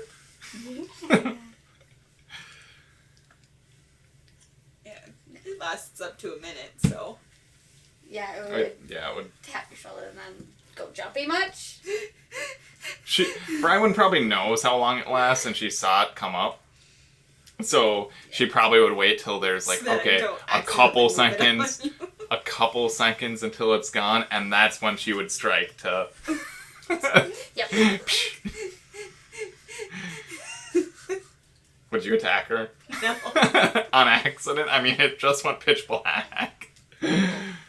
Granted, you didn't have much light to begin with, so... Alright. So yeah, she taps you. You freak out a little bit. Can we go back to camp now? Okay. Would you like grab onto me? I totally just like telepathically ask, can I just like ride on your back? I'm a little sore. Do you need to see somebody to telepathically speak to them? It depends on the ability, but I think if you know they're there, it's easy enough. Fair. Alright.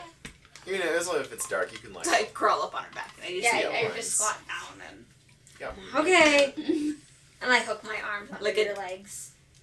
I was gonna say, I'm only 3 feet tall, so like, my legs probably don't quite get all the way around you, so it's like a kid that like, is still a little too small for a full piggyback ride. I hold your feet. I've got my arms like around your neck to the point where I'm like almost strangling you. Okay, so I have my hands around my neck, keeping that little barrier there. Got it. And everyone just goes,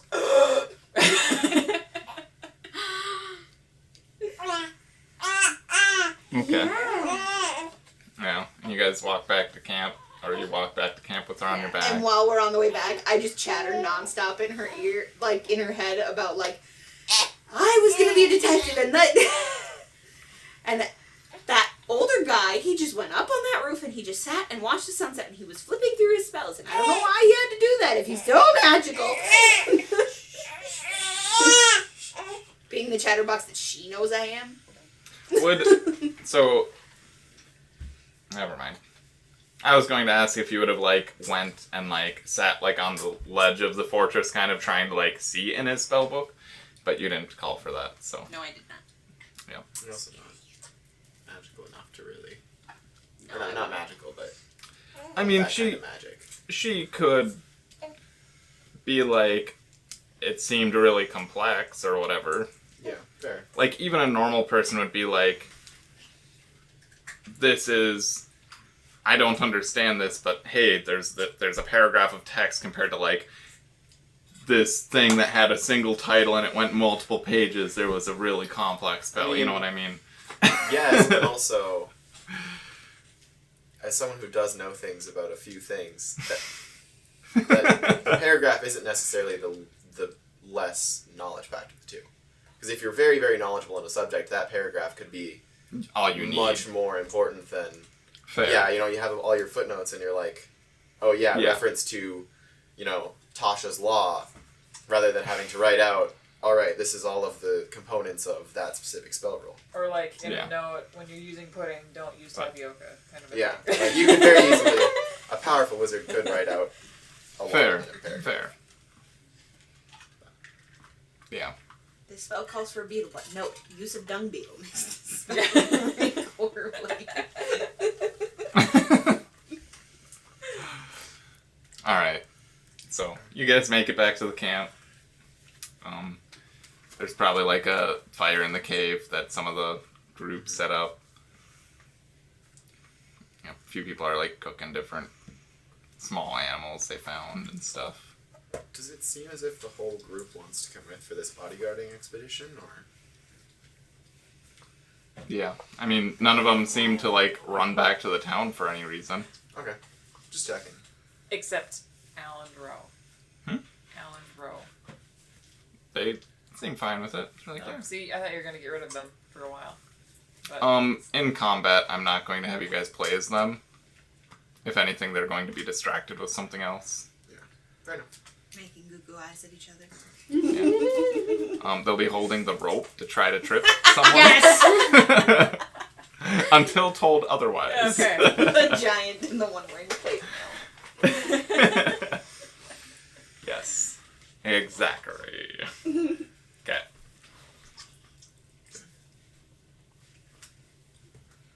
Alright. So, yeah, you guys sleep.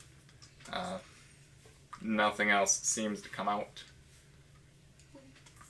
during my watch, only if it happens, if he gets up, go to the bathroom, because he mentioned it, and I'm like, oh, I have an idea. I'm going to discreetly fall and then cast minor illusion as a ghost right in front of him and then make it disappear. Only if he gets up. I'm not going to, like, if I'm sleeping, I'm not going to wait for him and listen for it, but only during my watch.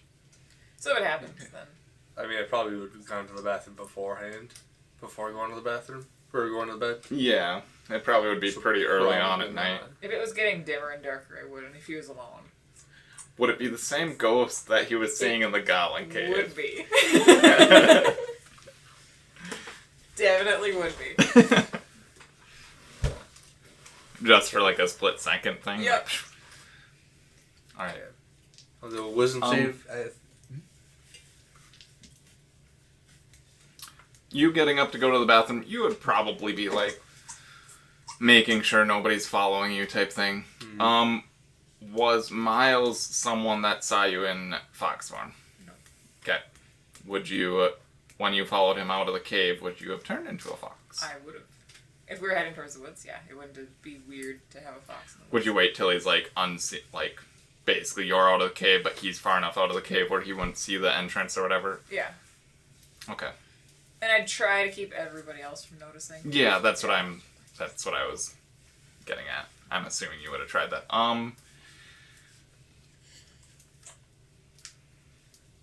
Roll perception as you're getting up to leave. Or maybe would you like say, hey, I'm gonna go pee quick or something, or you wouldn't tell anybody? I still think I would have gone to the bathroom before going to bed. Or I'll be right back. Sure. That's what they all say before they never. 9. 9? Okay. Mm-hmm. I mean, you get up. I mean, people notice you. Like, yeah, people are whatever. But as you're walking out, it's like, okay, nobody's falling or whatever. You're gonna go around this tree, and yep, you go just to like you see the front of the cave. Yep, you just go right behind the tree. Like, okay, nobody's gonna be coming out. You start peeing. You're like, it feels good. At that point, Kasumi, you get out of the cave. You'd be like, okay, you can hear him peeing, just like not very far off at all. So I mean, you can turn into the fox, and yeah, you just are far enough out of the cave where people wouldn't see, and far enough like not in his line of vision that he wouldn't know. I'm assuming you wouldn't pee facing the people that you were trying to, like, you turn your back. I mean, it depends on where I went. Yeah, if I was far enough away, it wouldn't really matter. I'm assuming you wouldn't go too far, though. You'd be like, if something happens, you'd want to be able to scream and get people to talk about safety in numbers. You don't want to die with your pants down. I probably would have done it in the cave. I'm trying. Just wait till everybody because, sleeps. I mean, It smells bad enough already. You're, Right. You're not like, because you're not too stupid. Right. That like, you probably would go enough to like, okay, you can't see the cave entrance, but yeah, you probably wouldn't be facing the cave just because you're more so worried. You're like, okay, nobody coming out of the cave will see me. They'll probably hear me and hopefully not come this way. But like, if something else was out there, you would be able to see it before it saw you, type thing. Yeah. So that would make sense. Somebody would need to like move quite a bit to actually see you, and you obviously wouldn't want to be Right. Exposed. Probably. They're close to the bug. I can't control them. Are you someone that pees with their pants down, or Do you fully take them off? Just boots? No, probably not. Just because I wouldn't. okay? I don't know who. If You there's want to more be able to run undead or away, anything. just in case. Yeah, you need to be Yeah. able to run. Fair. You don't want to be caught with your pants at your ankles. That's why you take them all the way off. Good point. Yeah. Be running like Patrick Star. Right. He's got stripper breakaways. Alright. Never know. Yep. Ask this chap. You're peeing. You can, if you want, you can roll a wisdom save or whatever. Or Kasumi, you can explain how you want to do this. You see that he's facing away. He seems to be kind of scanning the woods outward. I don't want it like directly in front. I want it close enough to where you'd notice, but not like, Okay. not just bam there. Like he missed it at the first glance around and it was just coming towards him, that kind of. But I can't make it move. You can't make it move. Not minor illusion. So, So it's just there for a flash and then gone. how close are you having it to him, or what? Like, is it gonna be like I'd say like right next to him? 10 feet in front of him. Pretty close, but not like he could reach out and touch it, kind of a thing. Or pee on it. Maybe, I don't know, you know, how Just powerful out. the... Because you're in the woods, so I mean there are bushes and trees and stuff. So like, you're just having it like directly in front of him, kind of 10 feet out. Yeah. Nothing special. Okay, that's fine. But you said I was kind of looking around, so I'm gonna do a perception check to see if I even see it. Because it's only, you said it was only gonna be I'd there see, for like, a as you're scanning. I mean, I'd be... You would probably, if you were to jump, I'm sure she would drop it. Is more so what she's doing. Yeah. Okay. I can hold it for, like, what, a minute? Okay. I mean, if it's a cantrip, you can just hold Yeah, it I guess until he does move a little or seem to notice it. Okay. Since I've succeeded on the last like 2, and the last one was a natural 20, I'm gonna do it with advantage because I'm also heightened because I'm looking out for Yes. danger. Okay. That's fine. And it's a wisdom save. If you want, there's already literally no save, really, honestly. Yeah. Well, It's whatever rules you want to have Okay. for it, to be honest. Okay, so I'll do a See wisdom if save you're because it seems scared. reasonable. Yeah. So it's 17. And I was thinking about it. You're looking for danger. That doesn't necessarily mean you're not able to be scared. Yeah. But you did get a natural 20, so that on one of them. So it does make sense that you might like Right. be fine. Yeah. So it's either 16 or 17. So I mean. Oh. Yeah. I mean, both are good. Right. So, yeah, you would definitely notice this ghostly figure, and you would be like, that's exactly the same as the other one. Your choice if you would have been scared with that high of an amount. Probably not with that high. If it was like a 12, probably. Probably startled. Kasumi, I would say roll perception. To see, because he might not jump. With 8. That was low. You probably So- hear a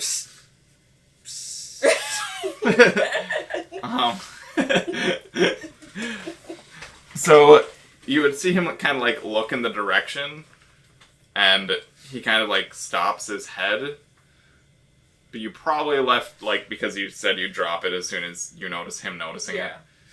You probably left it up for like 2 extra seconds or something. Like, he probably noticed it for 2 extra seconds of fully seeing it instead of just a flash.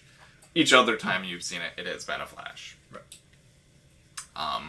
It's getting stronger. Probably. With your low intelligence, it's your choice if you want to say that you noticed that it didn't move or anything, and then it just kind of stayed where it was and was like near you. Yeah. Maybe you think you're haunted still. That's your prerogative, All right. sir. This isn't. Are you doing anything? What? This isn't sir, but Well, I'm just saying sir to Brady. Yeah. Miles. yes. Sure. Yeah. For those of you at home, his last character's name was Sir. It wasn't, but It was. we all thought it was for a long Yeah. time. Like a vast majority of the campaign, 75%. Apparently, he But- was knighted You As a monk. as a monk. are you doing anything like after that? Are you looking I- around somewhere else? I a little probably bit look more? around to see if I notice anything Someone? else, whether it's somebody or more ghosts or anything like that. Does it? How can you cast? Because you said you were in fox form. Curious. Can you just cast as a fox, or do you need to turn back into your normal self first? Nope, we don't. Do you like? I don't even know if minor illusion has any like Components. semantic or anything.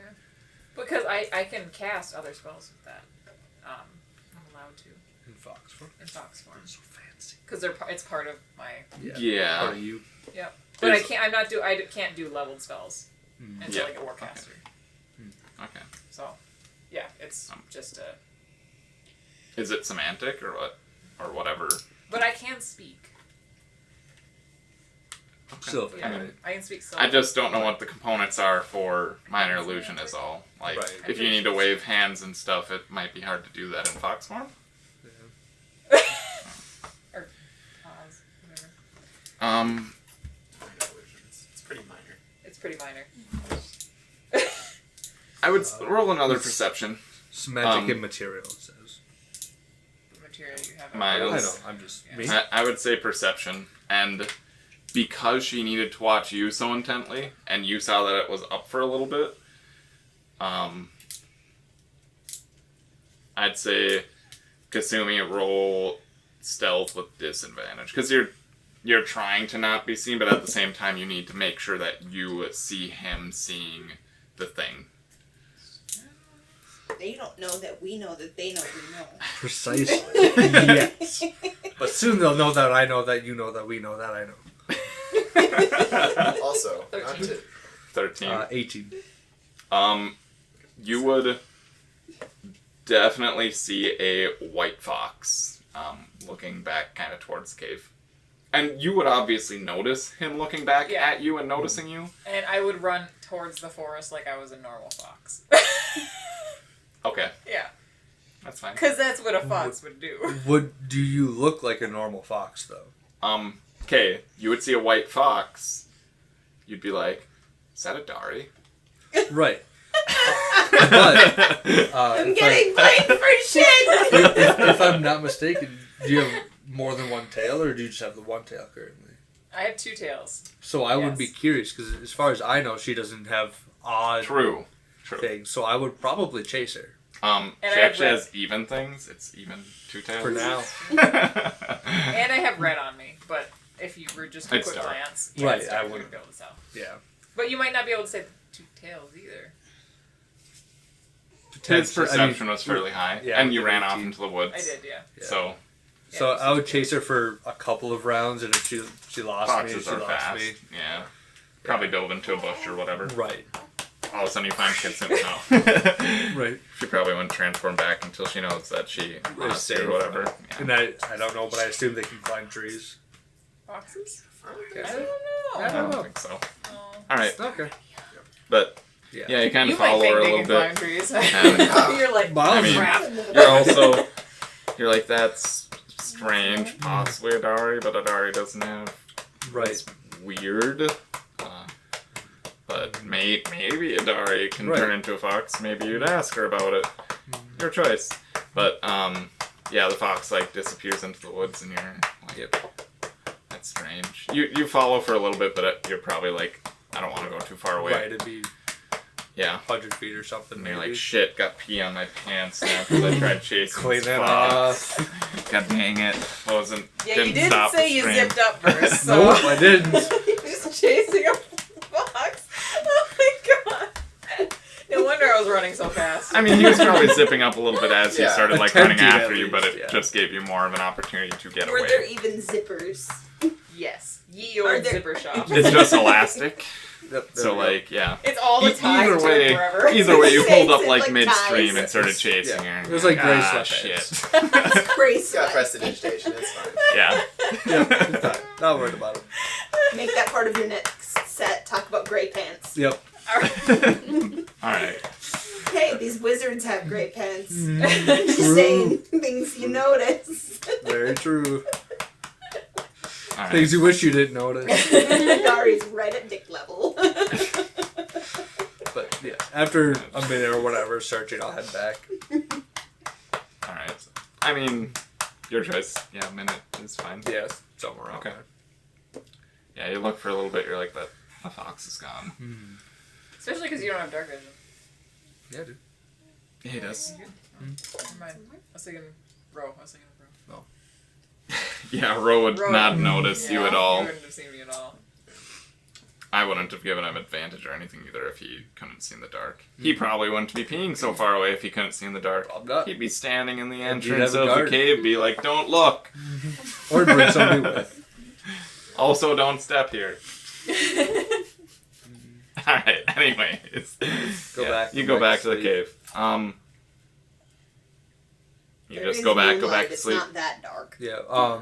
When I get back, are they back?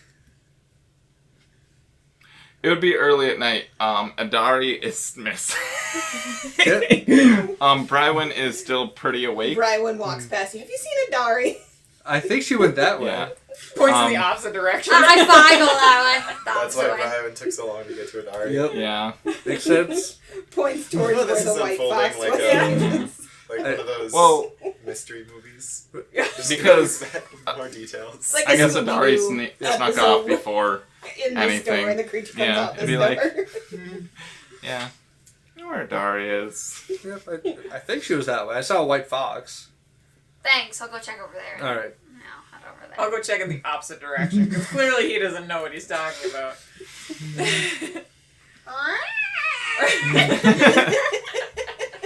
Well, An but hour she later. ran into you though before you. I would go like around through the woods to come back to enter by the cave at a different side from where the fox had been running from. Would you come in as yourself? Yeah. Okay. When So- I get back, would I notice that she's gone? That's what I was gonna say earlier, but I'm like, if he's not calling for it, I'm not Yeah, gonna we- ask. I mean, there's a lot of people, and I Yeah, would like there's go a lot of searching people, for and- people, but I mean, she stands out a you'd be little like, bit. yeah, a bunch of people are kind of laying down already or whatever, and some people are chatting. There's a fire going. Right. I mean, you can roll perception if you want to be like, who is missing out of the group? Okay. If you want. 12. Yeah, I'd say it'd be pretty hard to. There's a lot of people in here. Adari and Brywin are missing. Yeah, you know for sure Brywin was like awake quite a bit and then asked you as she came out of the cave. She's like, I'll go check, and then you know you'd probably go look, not really see anything. You'd eventually be like, what the heck? And as you're kind of walking towards the cave, you would probably see it, Kasumi walking towards the cave. In person form? Yeah, or- in her person form, you'd see her, and be like, oh, maybe she knows where Dowry is. So, maybe you'd ask her. Yeah. I, how far, like, I kind of, like, run / jog up to and ask if you've seen a Dari. I mean, I'm assuming I saw her like turn into a mouse and hide on the truck. Yeah, you might have I'll noticed. tell her that. Yeah. Like last I saw Sure. her, she turned into a mouse and hitched a ride on the Well, vehicle. Sure, we'll say you noticed it. I was gonna say It you headed could that assume way. she might have went to check out the people or whatever too. Yeah. Of And they went course that she way. And the vehicle isn't like light by any means. You would be able to see the tire tracks fairly easily. Of course. Yep. Thanks for the help, and You would definitely notice Kasumi going back into the cave after Brywin left. Party break. Yeah. I get it. Yep. Brywin didn't come back yet, though, so... Yep, she's gone for a while. And then other stuff ensues, so... Okay.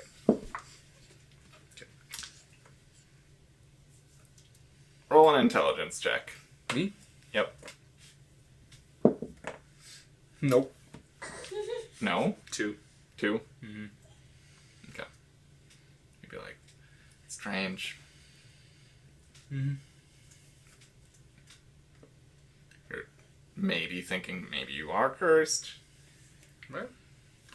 Also, like, Adari is, or has been, there every time, and that fox maybe was Adari. Mm-hmm. Possible. Maybe that fox has been following around. It's not. Maybe it's like Adari's sibling or something. And maybe the fox is a ghost too. It was white. It's certainly possible. God, will someone put that cat out of its misery?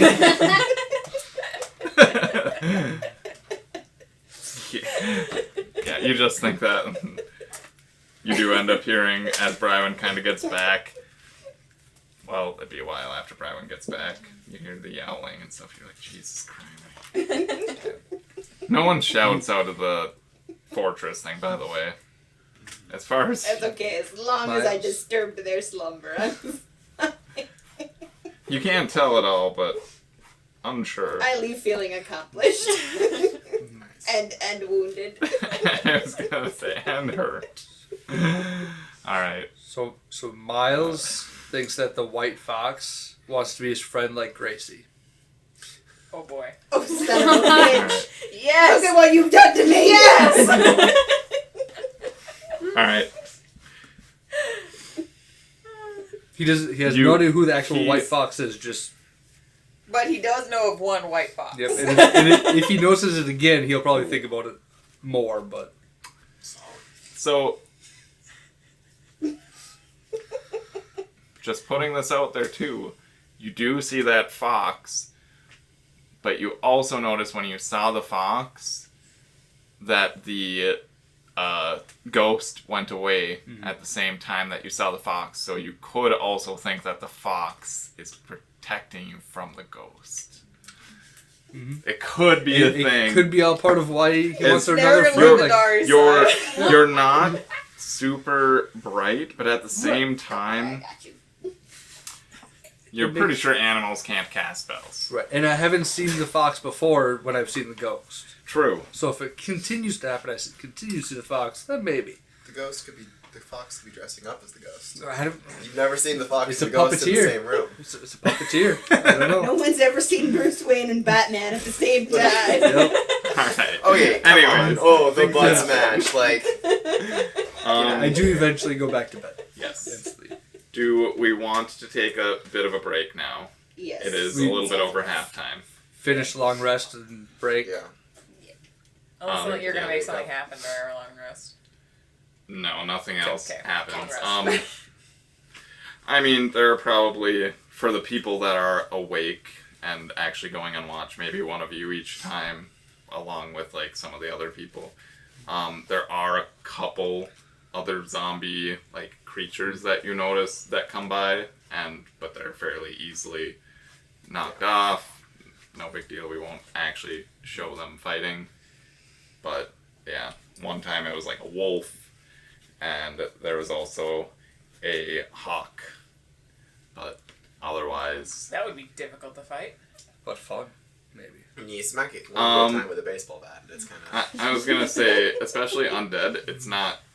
They're not necessarily bright. Like they're not gonna like attack you and like off, and you can't get them. It's just kind of like on you. It attacks you, kind of falls a little bit, and then it's on you, and it just tries to eat you the whole time it's on you.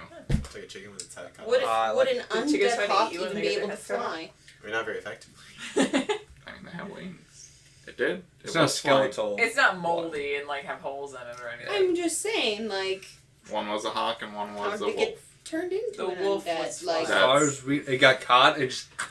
That's all I'm saying. Is one was a wolf and one was a hawk. Yep. Because of magic. Because of those Yep. white mice that they experimented on. Yep. They're also experimenting on hawks. Apparently. And wolves. And wolves. And bears. Oh my. Yep. Solid. Alright. Alright. Now, Okay. it is break time. We will be back in, what are we saying, like 20 minutes? I think so. Is Yeah. how we're Alright, so we will be back in 20 minutes. My name is Adari Moon Spirit. I'm, just a simple, shy, ghost-wise halfling druid. Okay, I'm from the far side of Tribor, at the edge of the Crypt Garden Forest, where I live with Brywin, the kind-hearted wood elf that shot me. I know it sounds weird, but let me start from the beginning. As an abandoned infant, I was saved by the Wild Mother and raised by a family of foxes. Alma and Mac accepted me as one of their own. They taught me how to hunt, to defend myself, and to survive on the resources of the Crypt Garden Forest. At a young age, I became so tuned into the nature around me that I found myself gifted with the ability to shift into a snow-white fox. Over time, I learned to shift myself into other animal forms as well, all of them just as white as my fox form. One day, I was in my fox form admiring the spring ferns when I felt a sudden, sharp pain on my back left side. I collapsed to the forest floor in pain and faded into unconsciousness. When I woke, I was strapped to a table and there was a strange man hovering over me with a bloody arrow in his hand. Next to him stood a concerned, beautiful wood elf. She apologized for shooting me, took me in while I healed, and somewhere along the way, we became friends. Brywin and I have been friends for the past 5 years now.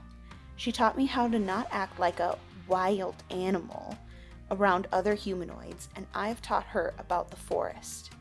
Our friendship is unique, but it's one I cherish, and I will follow and protect her wherever her crazy schemes take us. Hello, my name is Brywin, and I am a Wood Elf Ranger. I have lived a very sheltered life. I am currently 119 years old, and I moved away from my loving and caring family at the age of 100. I have one older brother and a younger sister. Both my parents are still alive and super caring. I have my cousin Al just about 10 minutes from where I live in the center of town. I also built myself a cabin in the middle of the woods, right off of my cousin's land. One day, I was in the woods looking for my next dare. I was given a quest to find and kill the mysterious white fox that was spotted in the nearby woods. You see, I don't back down from dares, never have and never will. But anyway, I had the mysterious white fox in my sights, an arrow knocked and about to fire, when a voice in my head told me not to shoot. But before I could stop myself, the arrow was already flying through the air. The arrow sank into the fox's left hip and it fell to the ground into a fern patch. As I ran to see what I had done, I had a concerned feeling enter my mind. When I rounded the fern, I did not see the mysterious white fox that I was dared to kill, but a small, pale, white halfling was laying in the fern patch with my arrow in her left hip. I had never killed anyone before, I thought as the dread welled in my head, but before I noticed her chest moving slightly. She was alive. I knew that I had to help her and help heal her back to health. I would feed her and I taught her how to eat with silverware instead of her fingers. I wouldn't let her back out into the woods, which she didn't like and fought me on multiple times. I helped her walk again and taught her how to speak with people normally. Once I got to know her, it turned out she is a ghost-wise halfling druid and super shy, but I taught her how to be more civilized and less animal-like. After saving her life 5 years ago, she has never left my side and I can't get rid of her no matter what I try to do. I live in town to try and prove to my parents and other people that I can live and survive on my own. I have no clue where I'm going with my life or the adventures I will go on, but I do know that I will find purpose along the way.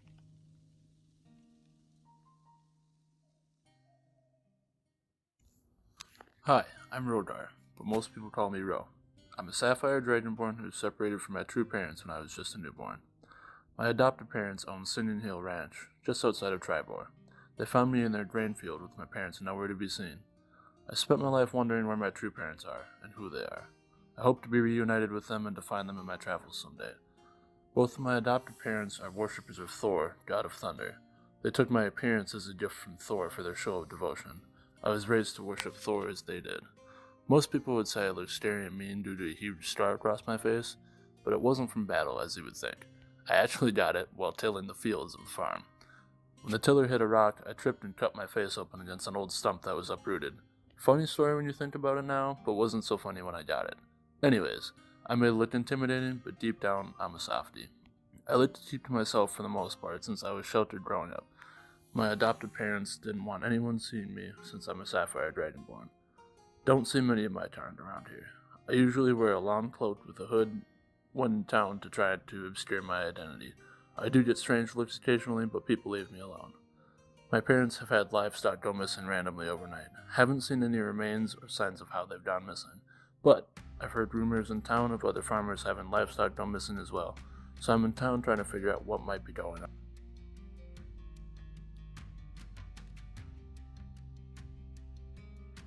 Hi, I'm Elenia Nilo, but everyone calls me Al. I'm an elven monk in training. I was born in Tribor and have never left. My parents came here after my father left his community so he could be with my mother. See, he's a sun elf, and his parents didn't approve of his marriage to my moon elf mother. So they came to Tribor, started a farm, and had me. My cousin lives here too. Her name is Brywin, and she's a lot older than me. She's been around my whole life, so we're pretty close, but she still treats me like a kid. I'm 19, and everyone says I still have a lot to learn. I don't really know what they mean though. How much does someone need to know about everything outside of their home? My parents are always trying to teach me a lesson. They say it's time for me to be more serious and want me to start adventuring and learning on my own. I don't know why I would want to leave Tribor though. All of my friends are here. Anyways, I'm rambling. My mother says I do that a lot. What can I say? I'm an only child, and I spend most of my time tending to the cows and other animals we have on our land. My life isn't too exciting, unless I can sneak away and go into town to visit everyone, or go to Brywin's house. Since I've lived here, my whole life, everyone knows me and I could spend an entire day going to everyone's houses to visit and help them with things. Lately, we've had a few cows disappear, and so have the other farmers. I'm not sure what's happening to them because I haven't seen or heard any predators around in months. My father says that I tend to spend a lot of time in my own world though, and that I should have been watching them closer after the first cow disappeared. I told him I would try to pay more attention to what was happening around me and that I would try to help figure out what has been happening to our cows and the animals of our friends. Hey everybody, my name is Miles Kingsley. I hail from the great town of Yartar, where I live with my parents, Mahana and Winfrey. I work with Rolf at the Mad Cat Pawn Store. I've had almost my entire life laid out for me since I was a young teenager. The only problem is, I don't want to take that path. Instead, I want to become a renowned comedian, known throughout the realm. Unfortunately, not everybody supports this path. I have a desire to travel the world. You see, I've only ever been to Yartar, but I've heard amazing stories from Ralph and Dorn.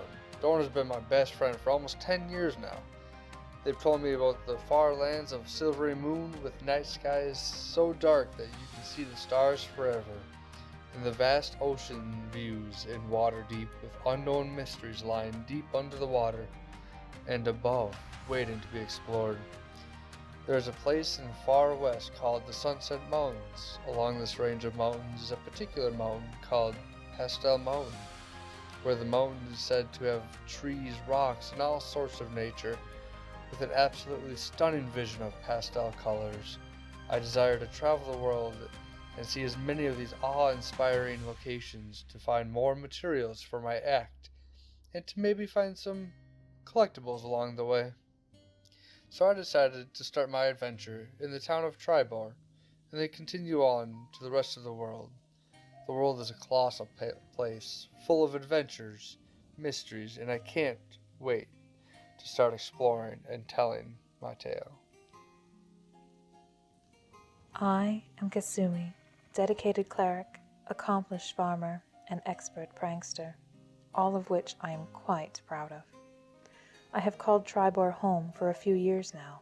I live and work on a small, successful farm close to the woods, where I grow vegetables for the market and raise chickens and the best mouse and cats one can buy. Though I hate to be indebted to people, I have Theodore and Alara, the moon and sun elves, who are the parents of Elenia, to thank for my farm. When I arrived several years ago, with nothing but a small, depleted traveling pack on my back, they offered me this small house and plot of land to start up my new life. No questions asked. I have long since paid them back, but they are the people I trust the most. My only friends, if I dare even say that word. I tend to keep to myself. I'm not shy when people come to me, but I don't seek them out or crave attention like others in this town. I have a lot of secrets, and I don't wish to share them. However, to best protect myself and my secrets, I make a point to learn as much as I can about the beings of which I have surrounded myself, stalking silently from shadow to shadow, watching and listening. Hi. My name is Adari Moonspirit. I'm, just a simple, shy, ghost-wise halfling druid. Okay, I'm from the far side of Tribor, at the edge of the Crypt Garden Forest, where I live with Brywin, the kind-hearted wood elf that shot me. I know it sounds weird, but let me start from the beginning. As an abandoned infant, I was saved by the Wild Mother and raised by a family of foxes. Alma and Mac accepted me as one of their own. They taught me how to hunt, to defend myself, and to survive on the resources of the Crypt Garden Forest. At a young age, I became so tuned into the nature around me that I found myself gifted with the ability to shift into a snow-white fox.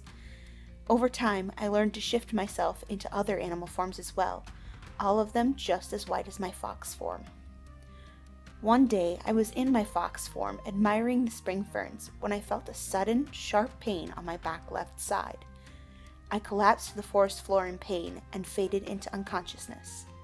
When I woke, I was strapped to a table and there was a strange man hovering over me with a bloody arrow in his hand. Next to him stood a concerned, beautiful wood elf. She apologized for shooting me, took me in while I healed, and somewhere along the way, we became friends. Brywin and I have been friends for the past 5 years now. She taught me how to not act like a wild animal around other humanoids, and I have taught her about the forest. Our friendship is unique, but it's one I cherish, and I will follow and protect her wherever her crazy schemes take us. Hello, my name is Brywin, and I am a Wood Elf Ranger. I have lived a very sheltered life. I am currently 119 years old, and I moved away from my loving and caring family at the age of 100. I have one older brother and a younger sister. Both my parents are still alive and super caring. I have my cousin Al just about 10 minutes from where I live in the center of town. I also built myself a cabin in the middle of the woods, right off of my cousin's land. One day, I was in the woods looking for my next dare. I was given a quest to find and kill the mysterious white fox that was spotted in the nearby woods. You see, I don't back down from dares, never have and never will. But anyway, I had the mysterious white fox in my sights, an arrow knocked and about to fire, when a voice in my head told me not to shoot. But before I could stop myself, the arrow was already flying through the air. The arrow sank into the fox's left hip, and it fell to the ground into a fern patch. As I ran to see what I had done, I had a concerned feeling enter my mind. When I rounded the fern, I did not see the mysterious white fox that I was dared to kill, but a small, pale, white halfling was laying in the fern patch with my arrow in her left hip. I had never killed anyone before. I thought as the dread welled in my head, but before I noticed her chest moving slightly. She was alive. I knew that I had to help her and help heal her back to health. I would feed her, and I taught her how to eat with silverware instead of her fingers. I wouldn't let her back out into the woods, which she didn't like and fought me on multiple times. I helped her walk again and taught her how to speak with people normally. Once I got to know her, it turned out she is a ghost-wise halfling druid and super shy, but I taught her how to be more civilized and less animal-like. After saving her life 5 years ago, she has never left my side, and I can't get rid of her no matter what I try to do. I live in town to try and prove to my parents and other people that I can live and survive on my own. I have no clue where I'm going with my life or the adventures I will go on, but I do know that I will find purpose along the way.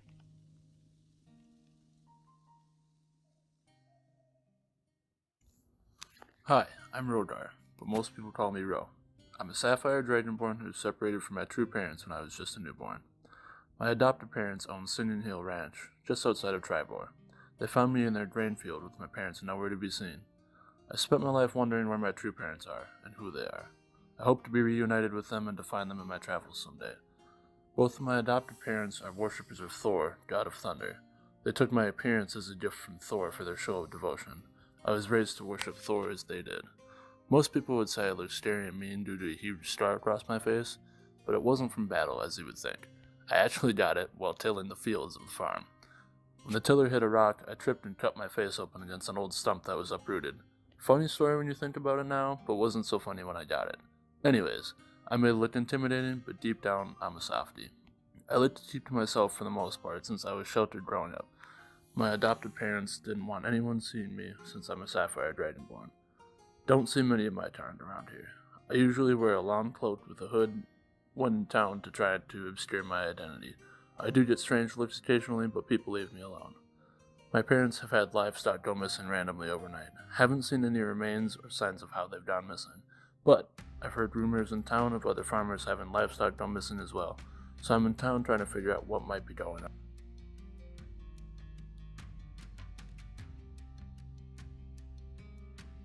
Hi, I'm Elenia Nilo, but everyone calls me Al.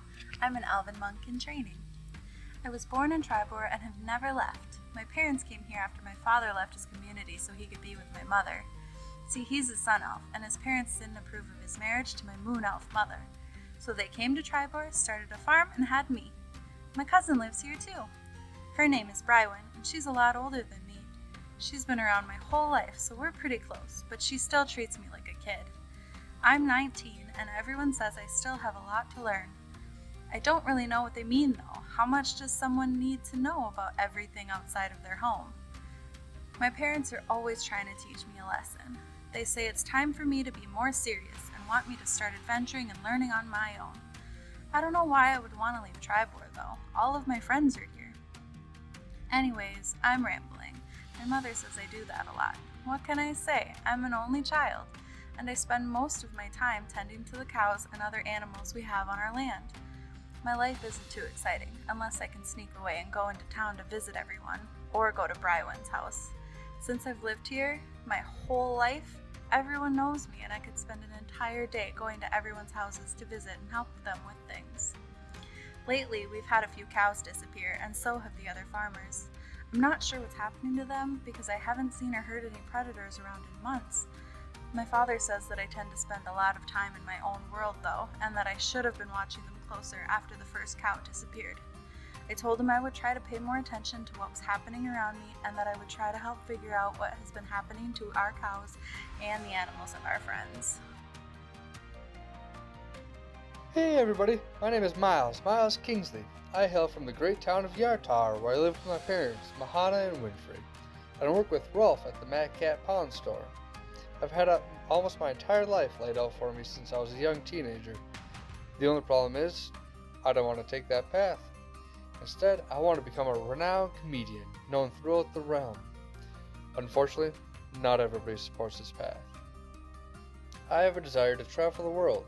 You see, I've only ever been to Yartar, but I've heard amazing stories from Ralph and Dorn. Dorn has been my best friend for almost 10 years now.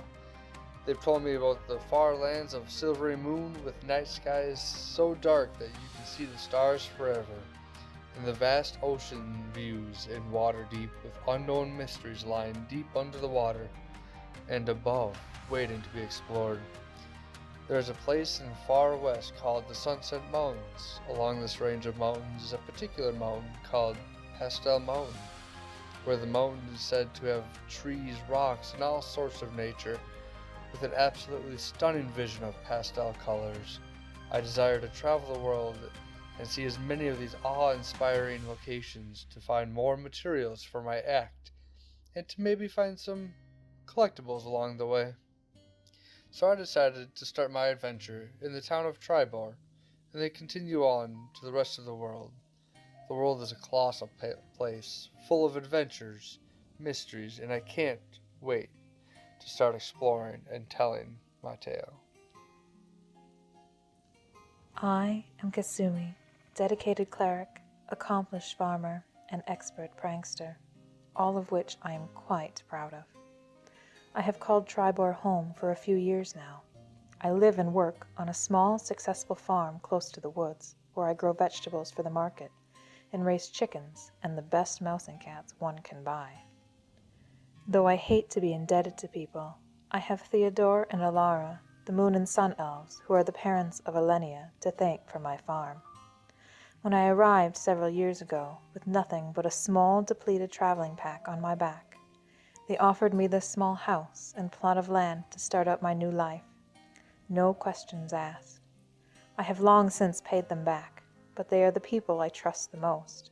My only friends, if I dare even say that word. I tend to keep to myself. I'm not shy when people come to me, but I don't seek them out or crave attention like others in this town. I have a lot of secrets, and I don't wish to share them. However, to best protect myself and my secrets, I make a point to learn as much as I can about the beings of which I have surrounded myself, stalking silently from shadow to shadow, watching and listening. Hi. My name is Adari Moonspirit. I'm, just a simple, shy, ghost-wise halfling druid. Okay, I'm from the far side of Tribor, at the edge of the Crypt Garden Forest, where I live with Brywin, the kind-hearted wood elf that shot me. I know it sounds weird, but let me start from the beginning. As an abandoned infant, I was saved by the Wild Mother and raised by a family of foxes. Alma and Mac accepted me as one of their own. They taught me how to hunt, to defend myself, and to survive on the resources of the Crypt Garden Forest. At a young age, I became so tuned into the nature around me that I found myself gifted with the ability to shift into a snow-white fox. Over time, I learned to shift myself into other animal forms as well, all of them just as white as my fox form. One day, I was in my fox form admiring the spring ferns when I felt a sudden, sharp pain on my back left side. I collapsed to the forest floor in pain and faded into unconsciousness. When I woke, I was strapped to a table. Alright, welcome back. So, you guys wake up. You notice that there are a few corpses outside that were not there before. One of a hawk and one of a wolf. And, yeah. You guys never, positioned yourselves in the cave? Was anybody sleeping in the further back part? It was much more rancid back there than anywhere else. I was towards the mouth. If anything, okay. Yeah. Okay. That's what I assumed. Just wanted to make sure. Alright. Because, con saves and stuff. Yep. Anyways. Just making sure. Okay, good. Too many devices. Needed to make sure that the mic was on. And it is. We're good. Anyways. So, what are you guys doing? It is now morning. Do we have any food to feed the people around here? Fend for ourselves? Was it someone good berrying that we couldn't find in hunting? Are you doing that? Or do you want to save your spots? Do you have good berry? I have it prepared. But we should try to hunt our food first. Right. Yeah, I can try to find food with my wanderer. Yeah. We've got enough people that... Yeah. Collectively, we should be fine. I was going to say, I can scavenge some actual berries. Mm-hmm. They're just How mediocre berries, though. long are you planning to forage for hunting? Half hour? Half an hour? Half hour, something yeah, like 45 that, minutes. Okay. We just need to leave before 8 a.m. just to spite him. They can certainly try. 7:59. Yeah, you go out to hunt for a while. There are a couple other people that are like, yeah, sure. As you're hunting, you don't find any living animals. You find a few carcasses of deer that have just been torn apart, some rabbits. Okay. And Rabbits? that are just dead. Nothing undead. You didn't see anything else undead. Yeah, rabbits, deer, a couple birds, but yeah, nothing that was seemingly safe to eat. You'd be like, they look kind of partially eaten and tore apart, but not like fully, and possibly undead things attack them. Is what you could assume and be like, we shouldn't eat things that we found that were dead and tore like that. So, you did not find anything scavenging. I got rations. I'm gonna have some rations. Yep. And most of the other people have rations too. One group of 4 people are fairly bummed. They're like, you didn't find anything? Like, you always... You're our hunter, like, you always find food for us. And they Did I find any berries? They've legit been traveling with us for one day. No. You're our But that's hunter, you 100%. So No. They're talking to one of their other okay. party members. They're not talking You're to... talking to the other ranger. I thought the same thing. I was like, well...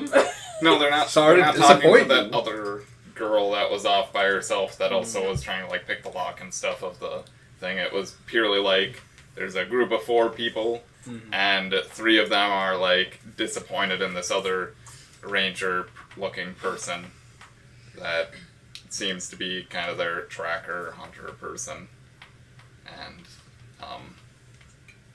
they're like, hey, do you guys have some food we could, like, do you have spare food or anything? They're asking us. Yeah, they ask you anything, guys, so, they're I asking mean, around, like, does anybody have rations? That's 8. Yeah, and that's 8 everybody. berries, which is everybody in our. Isn't it 10 berries? 10.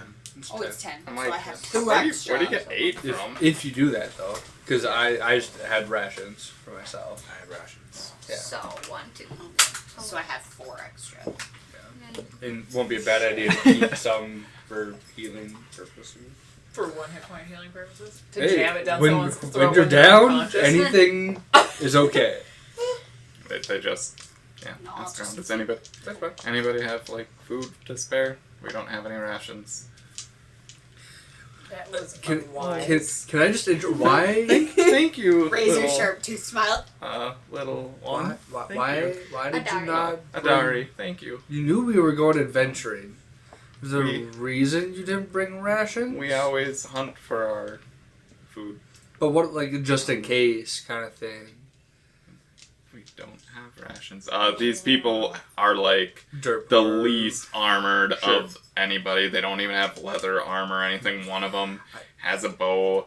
Other ones have swords that don't look very sharp even, like wooden shields. I think it might be best if you guys don't come along. Just because... No, we're prepared. You're We're prepared? good. We can help. To die? We can help. We're good. We can bodyguard. Okay, can you go and hit that tree for me real quick with your sword? Like, looks at you. I just need to make sure, because I'm not going to dull my blade. if somebody is protecting my back, I want to make sure that they can actually swing a sword and hit something. Miles, he's not. Just let him die. Don't worry about it. You're not going to die. You hear in your head pig talk for somebody who doesn't even swing his own sword. You don't know what he does in the dark. You do. Let us He go. was swinging that sword. Would be good to keep The forest will never be the same. And I will go up to them kind of. It is perfectly okay if he wants to go. I understand. We want to come with. Alright. Just. How old are these, like, kids? Or these, like, adults that just kind of on rough luck? Or. They're younger adults. Not children, by any means. They're just younger adults. So like 19 years old. Yeah, 19, 20. Probably like 19, 18. Well. They were just allowed to leave their parents' house. It is They're trying to prove themselves. Stay safe out there, alright? Don't want anything happen to anyone under my watch. We'll be fine. We've trained. We're okay. Alright. Yeah, I guess we can round everyone up and get... I assume the scholars and whatnot have arrived back. Yeah, they're outside. I was going to say when you guys end up leaving. And actually, I guess those ones, one of them, of the 4 that were together, one of them actually has one of the swords from the zombies, and has a shield from one of the zombies. So like those were better condition than what they had. Do they look slightly spooked from waking up to find an undead on their doorstep? What do you mean? Because there's that one that was killed. The one that killed that I killed. Where she was yowling in the bushes. Yep. Oh, you mean the elves, right? I mean, they were a little ways away.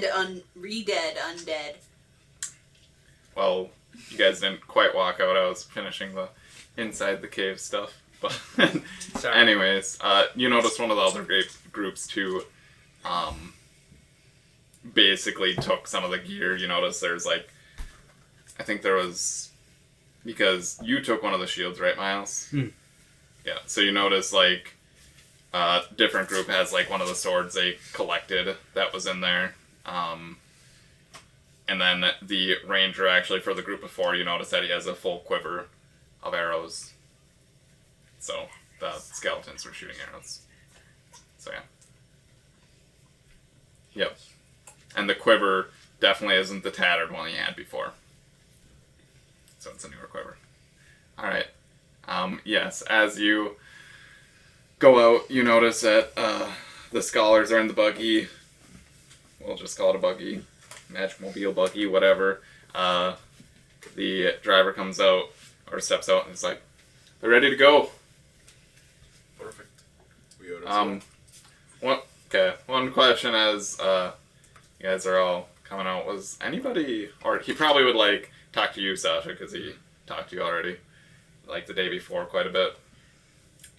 Was there anybody from your camp by near our camp or something last night? We found an undead that was killed outside of it. Had an arrow sticking out of its neck. Or a bolt sticking out of its neck. I don't... Would I hear this? Not quite sure. It was... You probably... Yeah, you probably would. We had some people on watch, so it is quite possible that one of them might have saw it and... But... Okay. Don't keep exact tabs on all of them, it is more loose management. Neither. I was just curious, it was I'd walk up and interesting. I'd walk up and be like, I did it, and I'd kind of have my hand up, and I'd stand next to you, and yeah.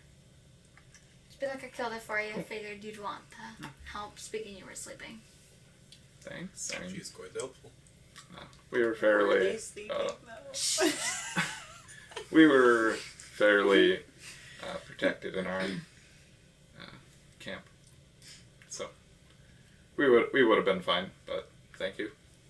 At least we didn't, step out of camp and run into a zombie immediately. So it's quite a good thing not to do.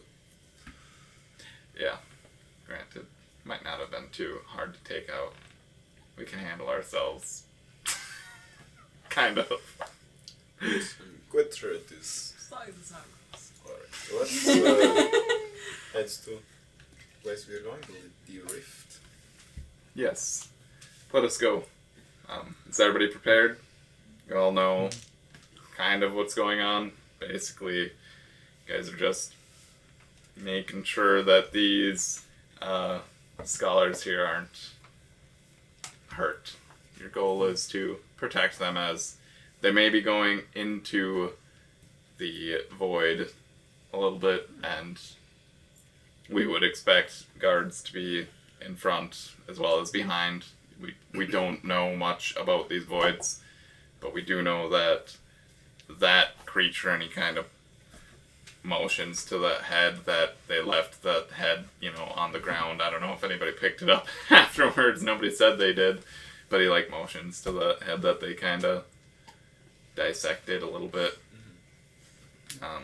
He's like, we know that came out of it. Yeah, so. Quite an dangerous thing to do. But. Yep, it's 8 o'clock. We better get going. There's no clock in here. I don't know. It is a little bit after sunrise. We don't have. Sorry, I must have a higher intelligence or something. I understand more. I get it. Something I'm trying to create, actually.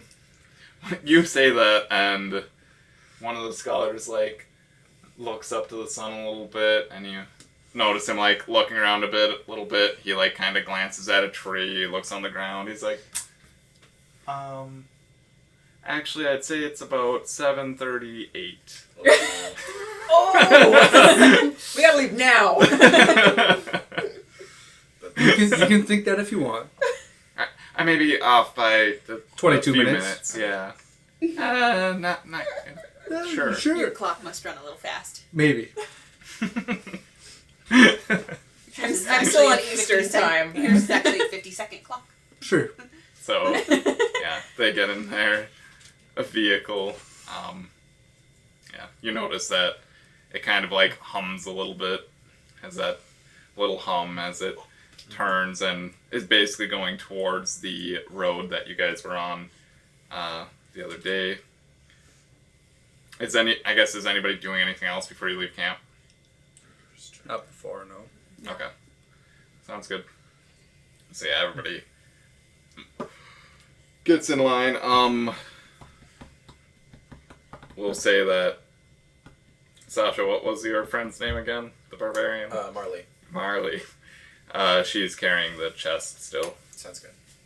Yep. Yes, we miss you, Julian. Yes, we do. Okay. Yeah, she's carrying the chest. The magic mobile doesn't go much faster than, it goes pretty much walking speed. Yeah. Okay. So it's standard speed for travel purposes. And few people are traveling in front of it, few behind it. How do you guys want to line up? Do you want us to do it on here? Or just tell you? Well, I guess I can bring up the other back on the road map thing. Sure. And do you have a magic mobile that you want to use? There's this one.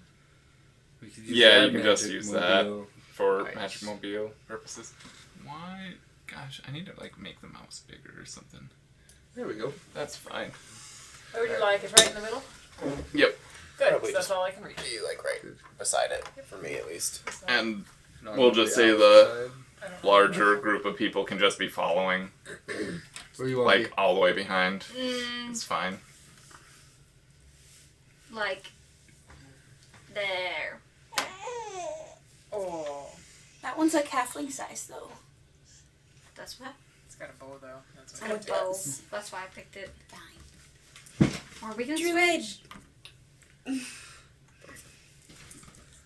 Okay, you decided to go with the druid-like one? Yeah. It's actually supposedly an elf cleric is what it said, but it definitely had leafy clothing on them. I'm like, what the Elves heck? have leafy stuff. They can. They're nature. Fair. Alright. And we'll just say the people that aren't here are just with the mass behind. Yeah. It's fine. People can trail behind. Only typically a few people would be near the front anyways. So, yeah, you guys travel. It's a few hours, and you notice as you're traveling there is this very large, just black dome. It almost seems to have wisps of smoke. You can't see through it at all. But yeah, the edges that you can see are just kind of wispy, smoky. From the mobile? From the dome that's in front, the rift, I'm believing? Yeah, the the rift, rift, the okay. void. You see it pretty far off in the distance. It almost just looks like very dark clouds, I guess, Okay. that are almost, but the wisps are like thinner than clouds. Anyways, yeah. You approach essentially the bridge that is to the east of Red Larch, and the darkness actually is about midway through the bridge. So the bridge itself, I would say, it's probably like 200 feet. It's a fairly large bridge. And yeah, 100 feet of the bridge is actually covered in darkness. As we're walking, I do want to telepathically message Idari, because I know she's the only one who can talk back, as far as I'm aware. Or who has. Little one, Idari. I have reason to believe that these elves may not have our best interest in mind, as I mentioned. As well as... How do I put this nicely? Their research may be quite helpful to me and people from my town. So, depending on how this goes, I might decide to get to the research. If you know what I mean. You want the research, okay. But, if something were to happen to them drift, just thought I would let one in on my plan that it might just be best for me and them to disappear. And you can tell the town that some people disappeared. If it comes to that, we'll see. She thinks for a little bit. I was gonna say, Dari, what are you doing with that information?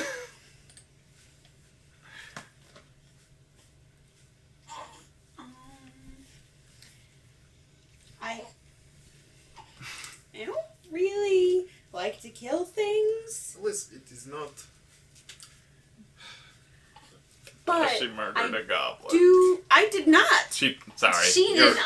You're right. You I tried. haven't killed anything. Tried to kill I even goblins. just tried to kill an undead and I didn't even kill that. So I don't want to force you to do anything. I don't like killing things. However, I follow the natural order of things.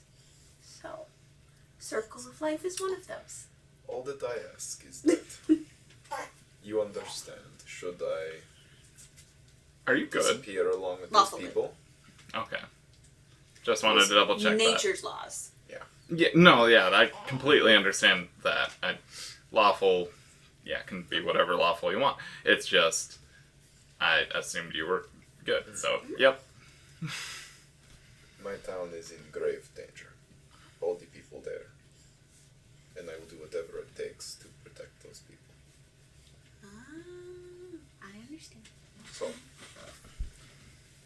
I just thought it would be good to let somebody know, should that happen, I need to disappear with them, that hopefully your perception of me will not be ruined forever. You're trying to save people. That's a good thing. That it is. You're also like, lawful nature. Just saying. But thought I would let you know. Remember the whole trolley train thing that went yep. over? We were watching Good Place. Oh, fuck yeah. That is a great... Good, that's most of my personality. Michaela said that you recommended it, so Yeah. you started watching. Yeah, And we no, just this watched is- the trolley one, and that's what I was just thinking. That's fitting, because this is... Yeah, I am proposing a very trolley problem. Well, I mean... We killed four If 4 elves wizards need to to save a disappear- whole town. Yeah. Especially if those That's so wizards good. are maybe evil. But that is all. And I quite like you and your friends, and I would hope that my memory would not be tainted. Dar, you also definitely heard that their research is to, like, travel through basically to like either get rid of or travel through the darkness areas, the rifts, the voids, whatever they're called. You would know that that's what their research is for. Just an FYI.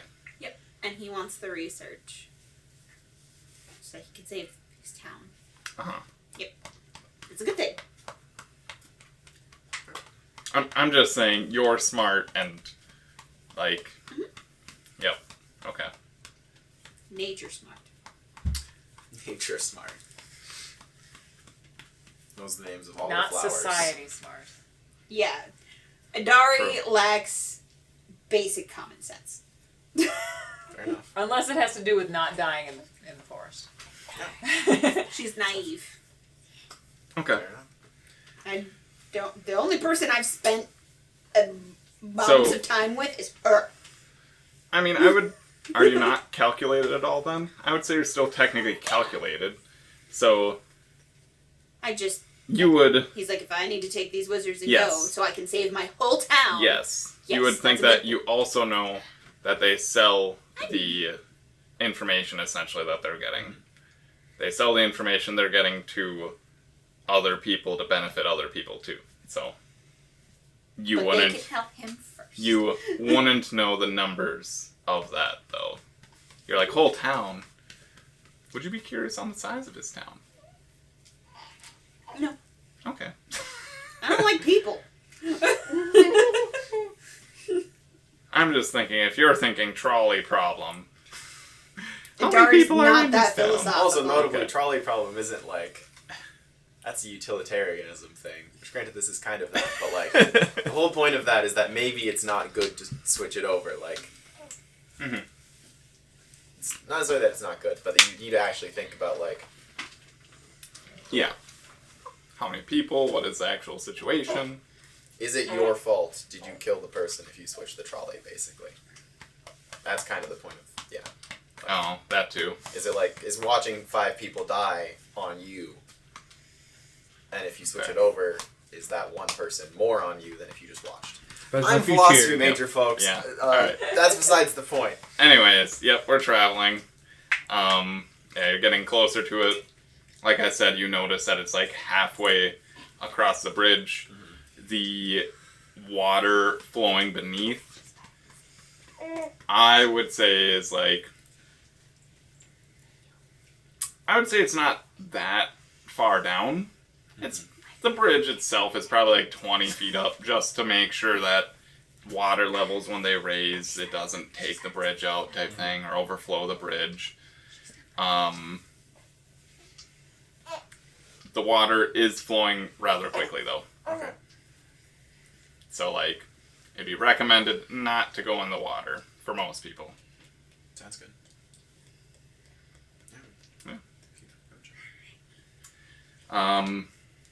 Yeah, as you're about, I would say before even going on the bridge, the driver of the car kind of goes off to the side of the road to park the Magic Mobile. Parks it and they get out. He's like, alright, we're here. We're just putting the vehicle here for safety, just in case. We don't want the bridge to give out for whatever reason. We do know some people are strong with magic stuff. We just don't want the bridge exploding for whatever reason, even though you guys are supposed to be protecting us. It's quite fair. Yes.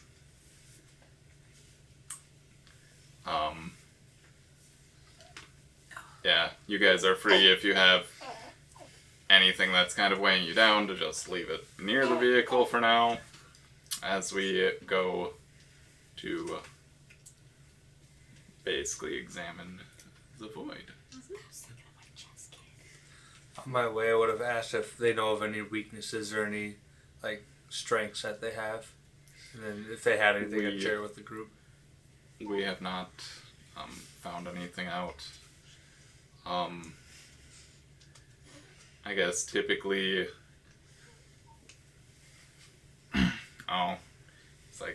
Yeah, as far as I know, I don't think we know any weaknesses. Actually, it's fairly common for undead to be weak-ish to radiant damage, if any of you know radiant stuff. Yeah, like holy damage. Undead don't typically like that. Makes sense. And they seem to stay down when that is used. It's fairly known across the land, so... Yep. As far as damaging them more, I don't know. Okay. I mean, if something stays dead, I would assume it's damaging it more? Fair. I noticed that you guys have some vials of different liquids and things in your trunk thing. Yeah. Are any of those, would they be helpful to us? They're for testing purposes. They're not exactly beneficial. They're not, I wouldn't recommend consume any of them. Okay. It's more so to see how things react. Sure. Okay. Yeah. Thank you. Yeah, no problem. You are welcome. Is the leader, I can't think of his name. Tenneth out of the cart? It's Tanith. Tanneth? He's trying to say tennis, Yeah. but he has a lisp. No. Tanneth. He's tannish, yeah. Yeah, he's out. He was the one talking initially. He was the one initially saying, like, no, we don't know much about these. We haven't really researched them. Okay. I'm gonna walk up to him and... So, he seems like a driver, and older, yes. Leader, it doesn't necessarily seem like he's the leader. He just seems more, I guess, vocal, kind of, than the other ones. But yeah, you can definitely walk up to him.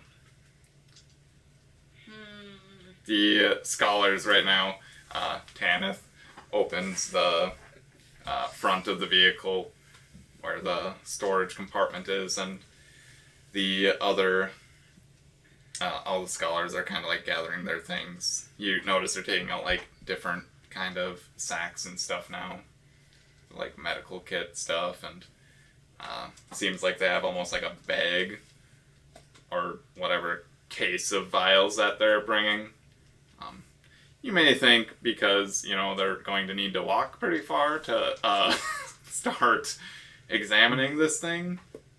For those of you who are knowledgeable, or you might be like, oh, they might be testing with different things. And then you notice, like, so they have their bags with their scrolls that are sticking out. You notice also that they have, like, pockets in the front of their shirts, and you notice, Brywin, that there's one of, like, that stick you saw in the front of the vehicle, there's a stick in his, he has, like, a pocket on his shirt. That's like a very similar stick. He's wearing a fishing vest full of pockets. No, he doesn't have a bunch of pockets. Granted, they do have, like, cargo, almost pants on. Even though they're almost like robes, it seems like they do have pockets in them. They're just kind of almost more concealed, or maybe more padded. Possibly. Whenever they open one, you hear Velcro. Yeah, they're grabbing their stuff. One of them grabs one of those little, like, pinwheel things. Like, you know, the kid's toy that you can, like, blow in, and it, like, spins. He has, like, something like that, but it seems to almost have, like, it's encased in something and it can spin in the middle. But he, like, grabs that, and that's actually sticking out of his scroll case. And, yeah. Anyways, you walk up to Tanith. He's basically right next to the guys that are taking out the stuff, so. I'm actually gonna walk up to a scholar, the one who's got the, like, pin thing sticking out of his Okay, bike. the little stick? Yeah, the stick. Okay. And I'm just gonna go, so what's that? And nod my head towards it. Huh? What? The stick sticking out of your pocket. Oh, this? Yeah. He, like, clicks it a few times. This is called a pen. Yeah. Oh. a lot of people write with like quills.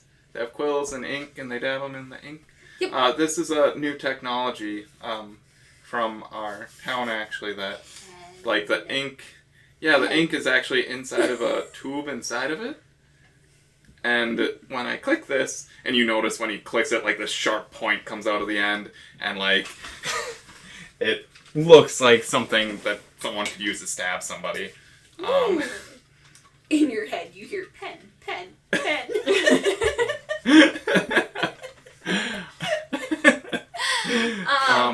Yeah, and I learned anyways, a new word. the ink is actually inside of a tube inside of here, and when I write on paper, it actually just comes out of the tip here. Oh, that's pretty neat. So, You like kind of shows you the tip, and you notice there's like black on the tip, and you know poison looks black, and you're like, holy crap. I wonder if he has 15 pens. that seems Get it. Anyways. interesting. I figured you would. Who do you work for? He ran at the same place as I did. What When do he you said he shows you the Like, tip, do you work so- for yourselves doing this research, or does somebody pay you to do the research? I mean, we research, mostly for ourselves. I mean, we sell what we find, basically, some information of possibly how to get through these places faster. This is actually our first one. That's what we're told we're going to do, or kind of what we've heard people have done if they research. Some of the rifts, they have different stuff in them. And, I mean, it can be lucrative to be the first one. Kind of like finding the first one to find ore. If you're going mining or something, you find an iron vein or something. Like, you getting there first, you're going to get a lot more of it than, you know, people that aren't there first, you know. So, we're, better, more profitable, but to be the first ones. Anyways, we've heard of some other people that have done this, and they've made a lot of money, and we don't necessarily work for anyone. Okay. Mm-hmm. I had a question in my head and it just blanked. It's all you can hear is pen. Yep, that's all I can hear. It's like a quill, but you can write a lot without having to do it. Pen, pen, pen.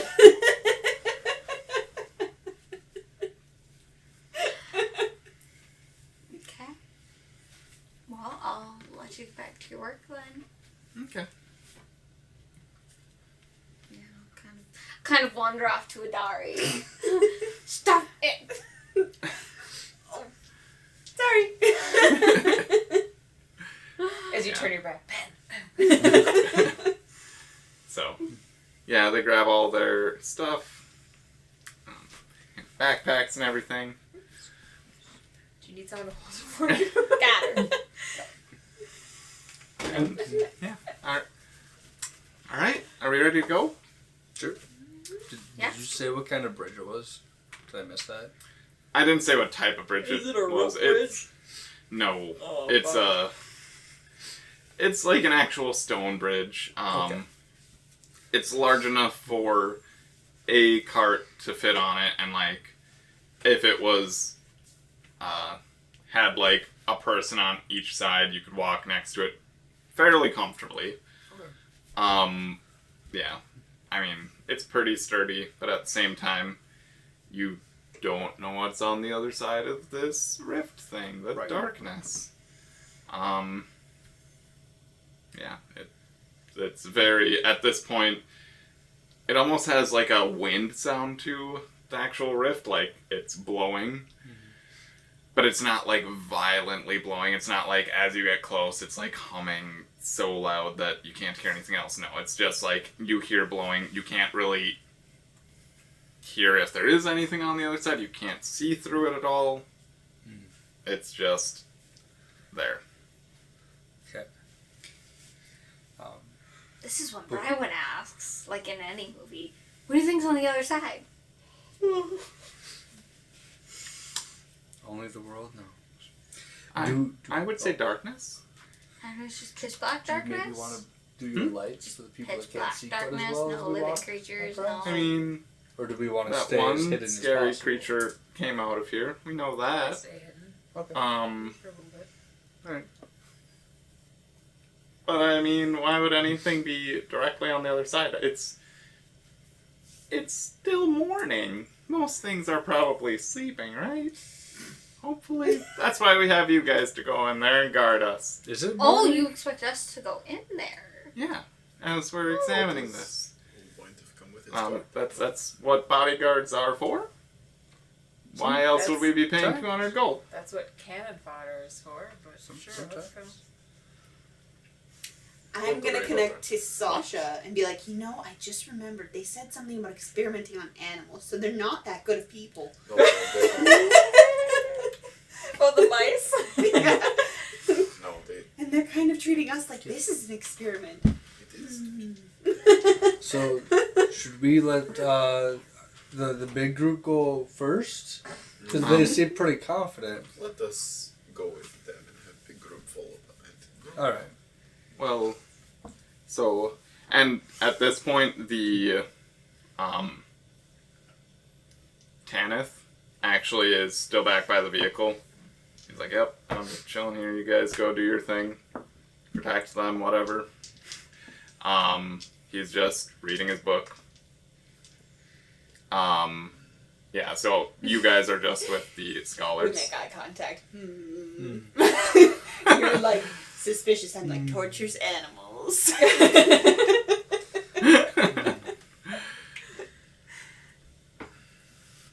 I'll go with, but I'm gonna stay kind of near the back of the people Okay. in case I need to talk back. So they get close to it, and the one that has the kind of like pinwheel fan thing is actually holding it as you're getting closer, and he's like watching it.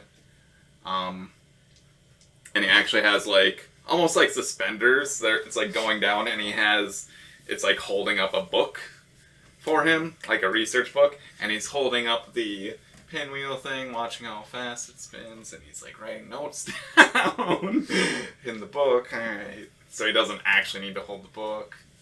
And when page starts like flipping a little bit, he like holds it down. Right, it's okay. Alright.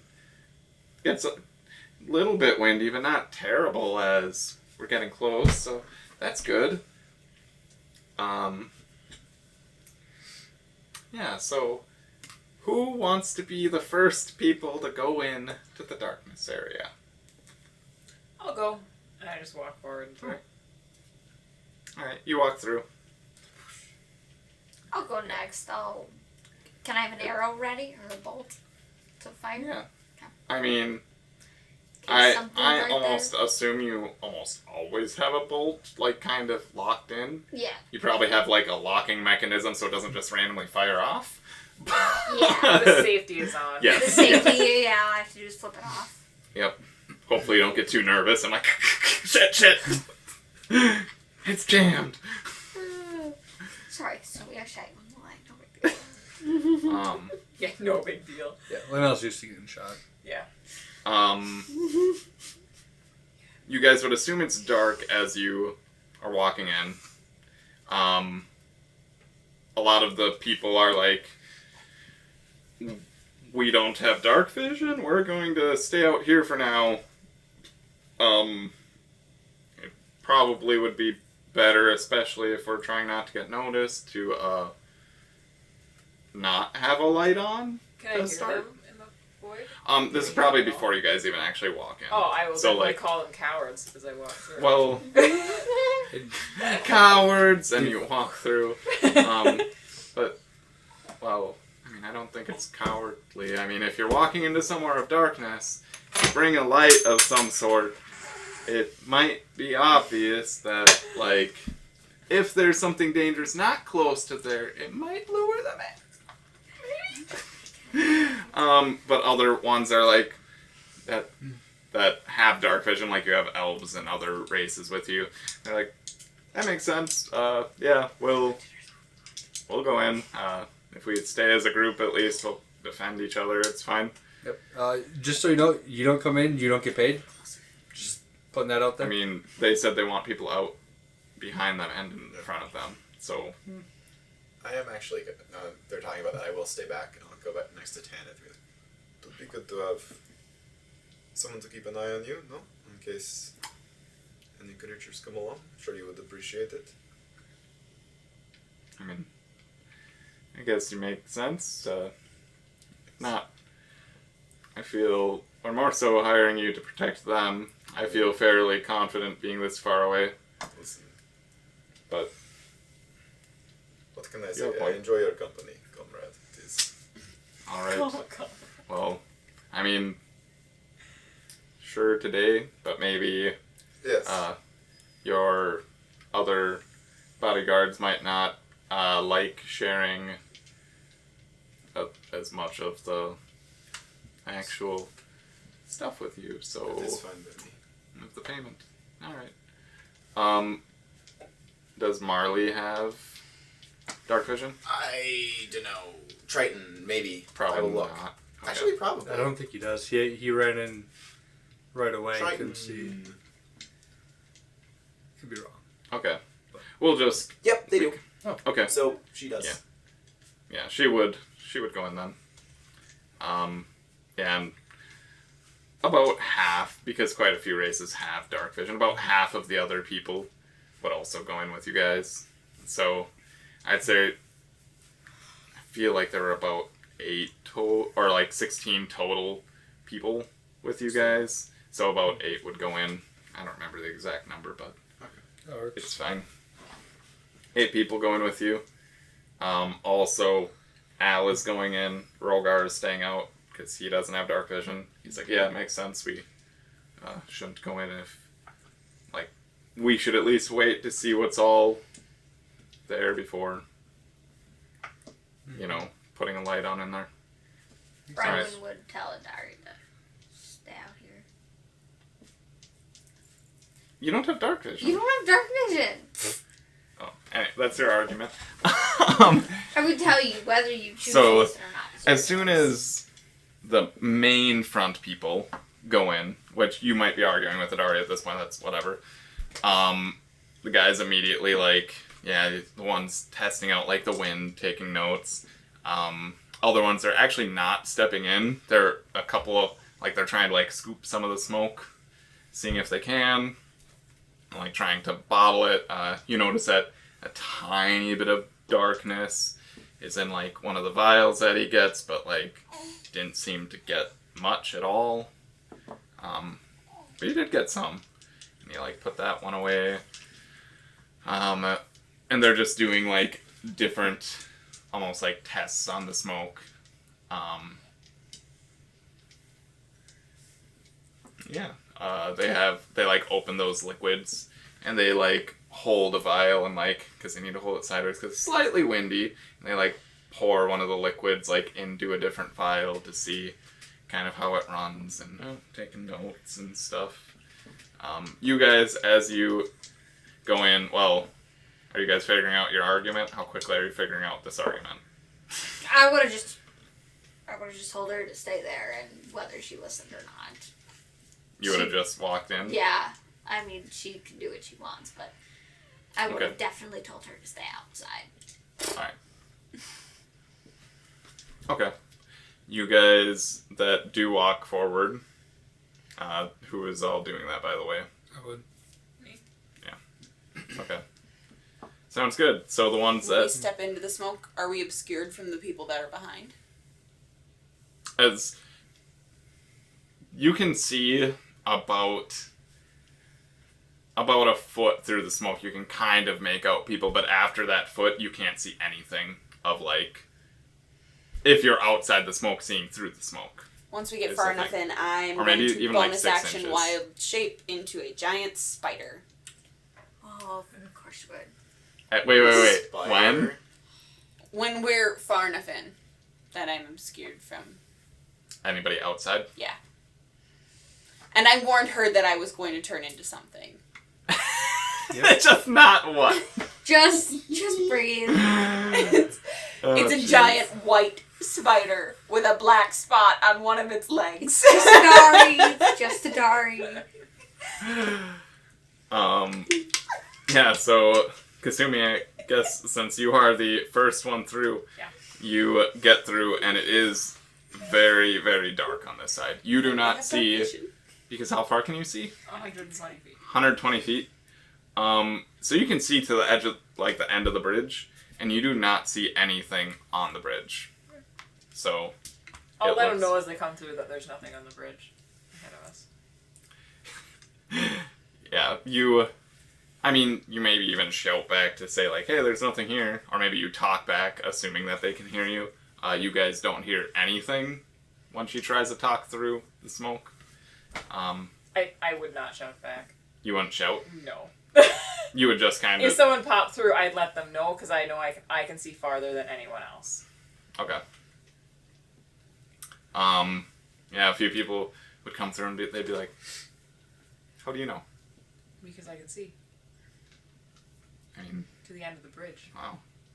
How far is your dark vision? Dang. 120. Okay. I trust you. I don't see anything in my radius, so I think we're fairly safe here. You guys kind of walk forward a little bit on the bridge, though. Oh, yeah, just because more people are coming through behind you, so you walk forward. And most of the people are through, and because they argued a little bit, they're a little bit behind. Once everybody comes through, all of a sudden you notice this large, like, you see Brywin coming through, and you see a large, like, spider, like, right behind Brywin, just, like, coming out of the smoke, as if the smoke is creating this spider.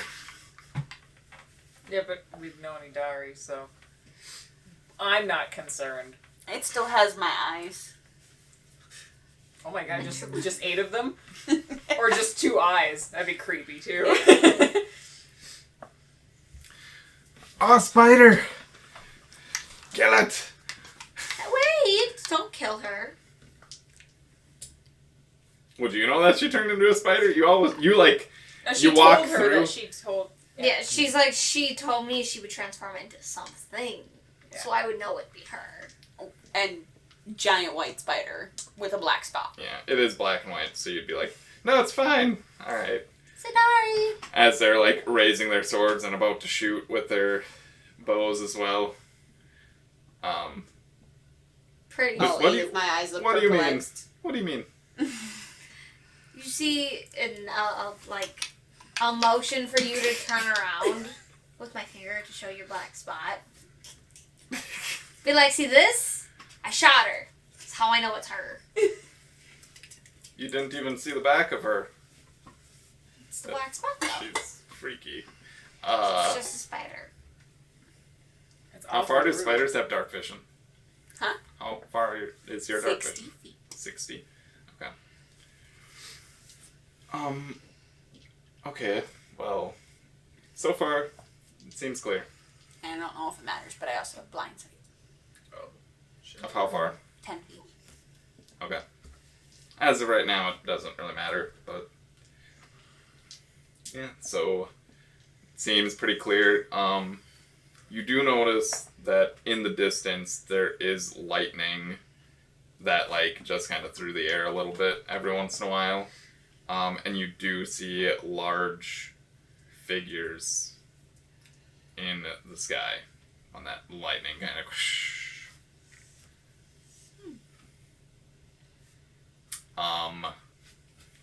Yeah, large flying creatures of some sort, large wings. You can't make out what they are, but you do see, like, just glimpses of creatures. Also, I guess it's kind of hilly in this area. You guys are kind of out of the forest now. Even when you were getting to the bridge, you were kind of coming out of the forest more and more, just hills with less trees. You don't really see anything on the ground. You don't see any sort of movement or anything even. Does the lightning... Granted, you just see, like, flashes, so you wouldn't see movement anyways. You would just see possibly figures. Does the lightning look natural, per se, or is it like a weird color? It's white. Lightning is typically white. It doesn't look anything different, Like I it's guess. not purple or shrouded green. in magic. No. That's what she was more asking. You're not necessarily a spellcaster.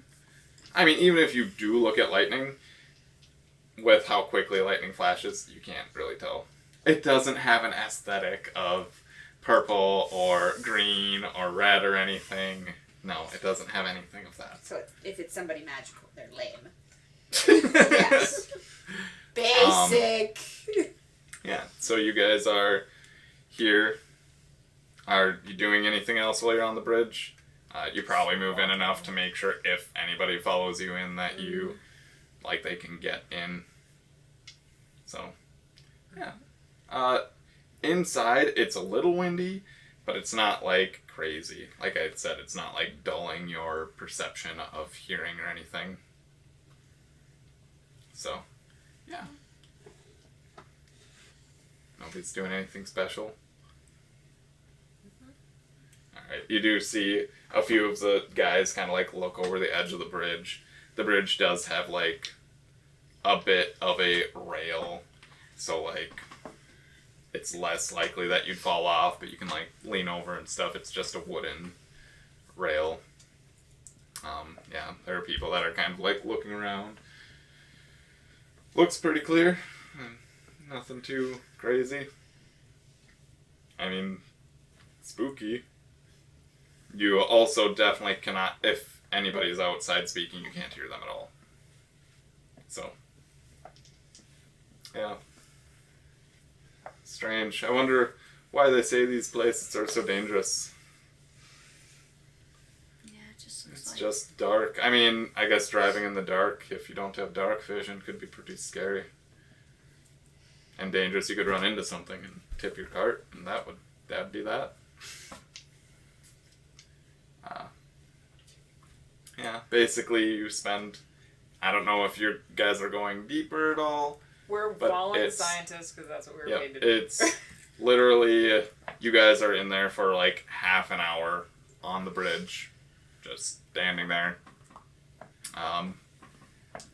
Half an hour for a while. You don't see any sign of anybody else following you in. Does anybody go out to check on people?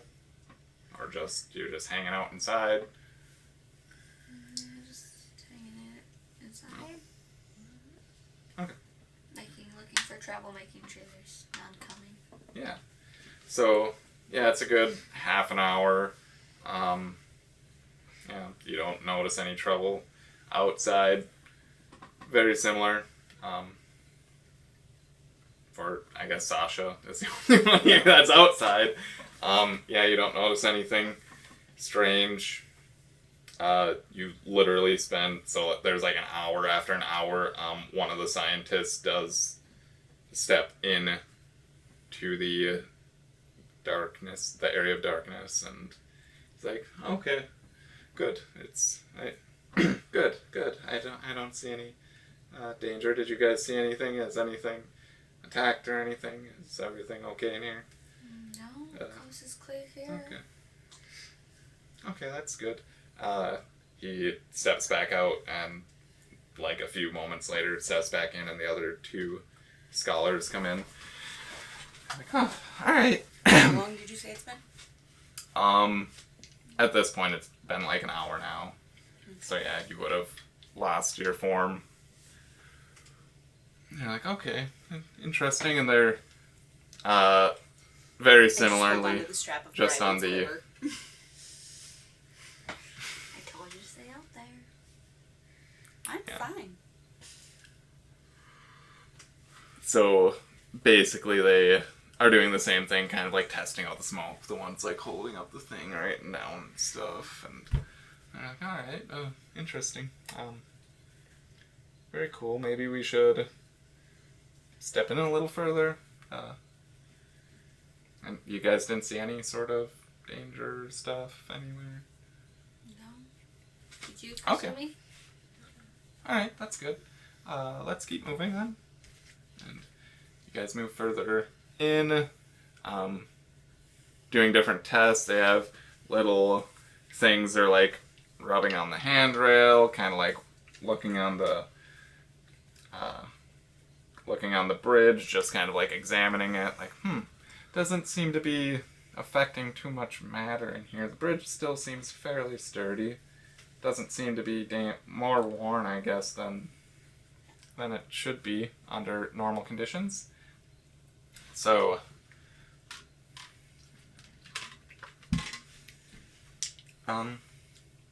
seems to be pretty good.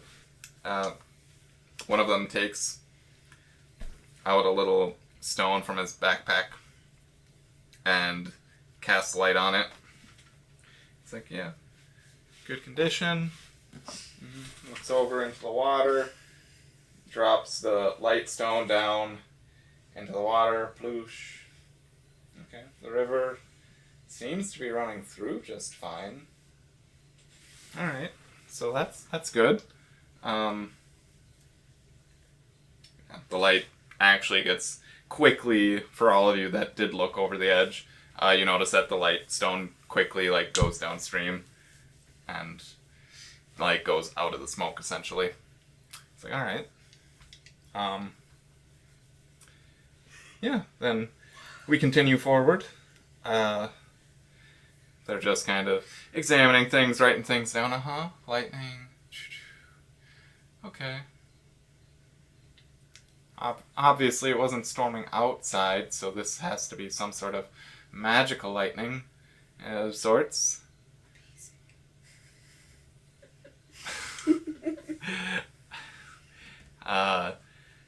You get to the edge of the bridge. At this point, you guys have been like,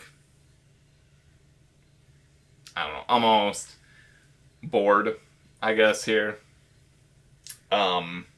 It's been multiple hours of these guys just like very tediously doing their tests.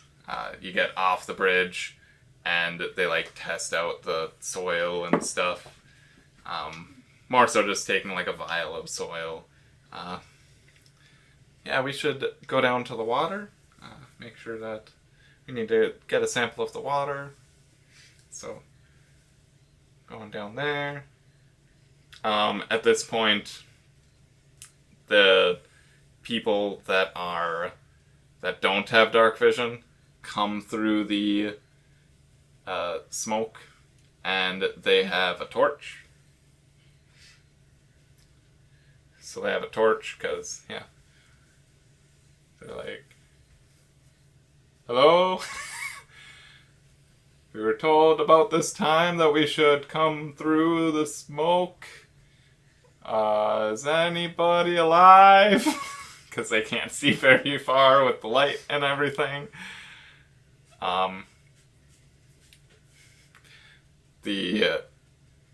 Does anybody respond to them? I don't. Oh, we're just down here. Just walk to the edge of the bridge. We haven't seen anything yet. It's fine. Everything's okay. So yeah, they start coming with you guys. And you get down to the water. They obviously have somebody in front of them before they go and get a sample of the water. Yep, they grab their little sample. They're like, okay, under the bridge looks fine. That's good. That's good. Yeah, so far everything, we seem to have good samples. I'm surprised there isn't anything here. So, shall we, maybe we should make camp outside, of course. We should go back outside and make camp just in case. Maybe we don't want anything weird coming here. Yeah, go outside, make camp, and we'll come back here tomorrow because it is now getting late. So, yeah, they have the people that don't have dark vision they have the torch. Actually, they probably have a couple torches because how many people there are. Yeah, you guys all walk out. They don't go too far now because they don't really need much. Like, there's quite a bit of clearing everywhere. They're like, okay, well, you guys can set up camp how you want. Anybody that used torches, they gave you guys torches, we'll just say. They didn't make adventurers waste supplies that way. And yeah, so we're gonna set up our camp. Thank you guys for helping for the day. We only have a couple more days of trial, so yeah. All right. Do you guys want to do anything for camp stuff special? You are just in alarms. A hilly area. What? Just alarms. Alarm. Regular. Okay. No, you're good. Okay. So we'll just say nothing special, even though I don't think I have your guys' normal camp stuff written down or anything. Is there a fire at the camp or anything? Would people have kept a fire? You also have no cover here. Like, you're pretty much not in woods or anything. We're just like out in the open. It'd be pretty hard to have a fire with no wood, so I'm gonna go with probably not. It's a whole pile of torches. Okay. Yep. We did that last game. We were trying to burn a whole cave. That's true. Yeah. Yep. So instead we burn the forest. You guys keep watches. Mm-hmm.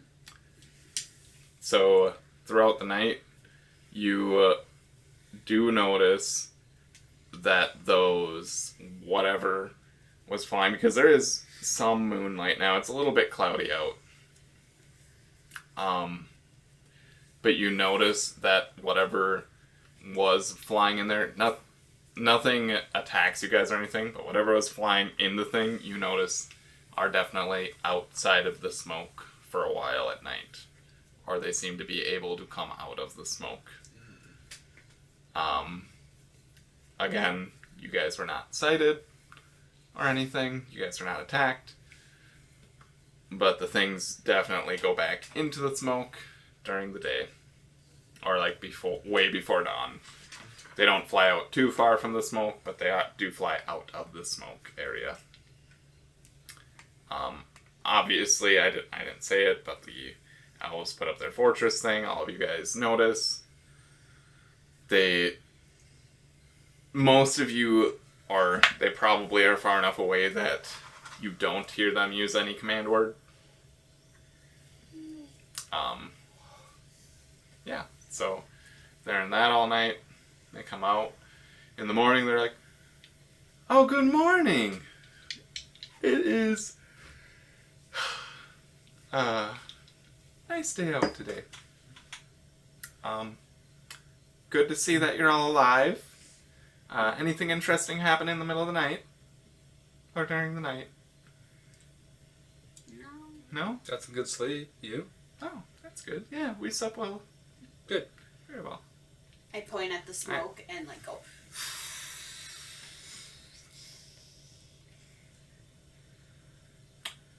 Oh, you saw those flying things in the smoke yesterday too. Yeah, we saw them when we were doing some research, some flying stuff in the smoke. Yeah. I tell you to tell him they came out of the smoke last night. They came out of the smoke last night, didn't travel very far, and then by the time the sun was back up, they were gone. I'm assuming they went back into the smoke. I can't find them. That's, They never came near us. interesting. Okay, did not, okay. Well, I'm glad that none of you were hurt. Yes. So today, we are actually going to take it easy for the day, and we're going to wait and see exactly, because this smoky area, we kind of did the math, and it's probably going to take more than a day for anyone to travel through it. So we need to get some research at night. So we're going to take it nice and chill for the day, And when it starts getting close-ish to dusk, we'll go while it's still light out, because you mentioned those things did come out of the smoke a little bit. We'll make sure it's still fairly bright out here before we actually enter, just in case, because they didn't seem to come out at all during the day. Seems like they don't like the light. Yes, so let's hope that is the case, and if for some reason they're near, we can just step right out again. Sound good? Alright. So you guys basically just relax for the day. You're like, oh, this is going to be an easy 200 gold. Like, yeah. Granted, at the night, hopefully those things don't attack in the thing. But anyways, it is getting towards dusk. The people that don't have dark vision do need torches. So they have about 4 torches in total. And they have them lit before walking into the smoke. Did you say we noticed their fortress? Yeah, you definitely see the fortress that they were sleeping in. They actually leave it up after they do have it up the first night. They leave it up during the day even and stuff. So, before we go on, I'm gonna be like, I saw that you guys have a big old fortress. Would it be a good idea to maybe bring that with us in case something goes really wrong? That way, it looks like it's pretty protective.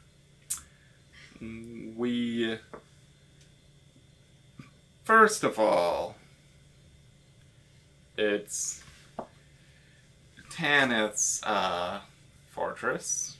He is the one that knows how to summon it and stuff. He is still staying out here. He's not much of a scholar. Fair enough. But, also, one, we don't, just in case something does go awry, we don't want to possibly even lose the chance at all of having the fortress. And two, he's kind of our driver. We can't drive the Magmobile. Well, right. I was just thinking because, like, if we're in, like, 200, 300 feet in and we can't get to the outside, it's probably faster to get you guys into the fortress than to attempt to get you out. Was more so my thought. So I just was curious to see if you guys wanted to bring it in or not. But if it's not yours, obviously can't bring it in. Roll persuasion. I'll let you roll persuasion on that one. Come on, Bard. Persuasion 18. 18. He's like, that is a really good idea. He goes over to Tanith and they're chatting for a bit, and Tanith almost seems to be getting angry. Sure. And he comes back and he's like, he said no. I appreciate you trying. Yeah, you have a point though. Do any of you guys have some sort of thing to like protect us in case something like that happens? Not like that. Okay. Well, we trust you guys. Yeah, we got this. It'll be fine. Extra security is what I was thinking, but it's all good. Yeah, it'll be fine. Also, the magic mobile is inside of the fortress right now. So, like, we're also not getting too far without the magic mobile after the fact, because it's carrying all of our stuff. It kind of helps out a lot that way. Yeah, that's fine. Anyways, does anybody else want to do anything throughout the day while you're kind of chilling? Anybody have any special stuff you want to talk about? Nothing? No. Okay. You guys chill throughout the day, and as I said, you have about 4 torches that are lit as you all are going through. Kasumi, I'm assuming, is the first one through immediately. And you guys... Oh, and the smoke is roughly 5 feet total thick, so like a full space of movement to get through the actual thickness of the smoke before you're in the darkness. Yeah, and you push through, and that's where we'll leave it off for next time. Nice. Kasumi being first in line. Oh, you aren't able to make it next time. I'm not, but I can probably stay out with Tanith and we can figure out what might happen there. You can chat more with Tanith. Okay. Yes, chat. Yeah. Especially if your character isn't, not necessarily looking for the money. Yeah. If your character's like, meh, I don't really need to get paid, then that's fine too. Tanith would be like, okay, if you don't want to get paid, you don't want to get paid. Yeah. That's okay. I'm just going to say that you would probably have Marley with you too out there.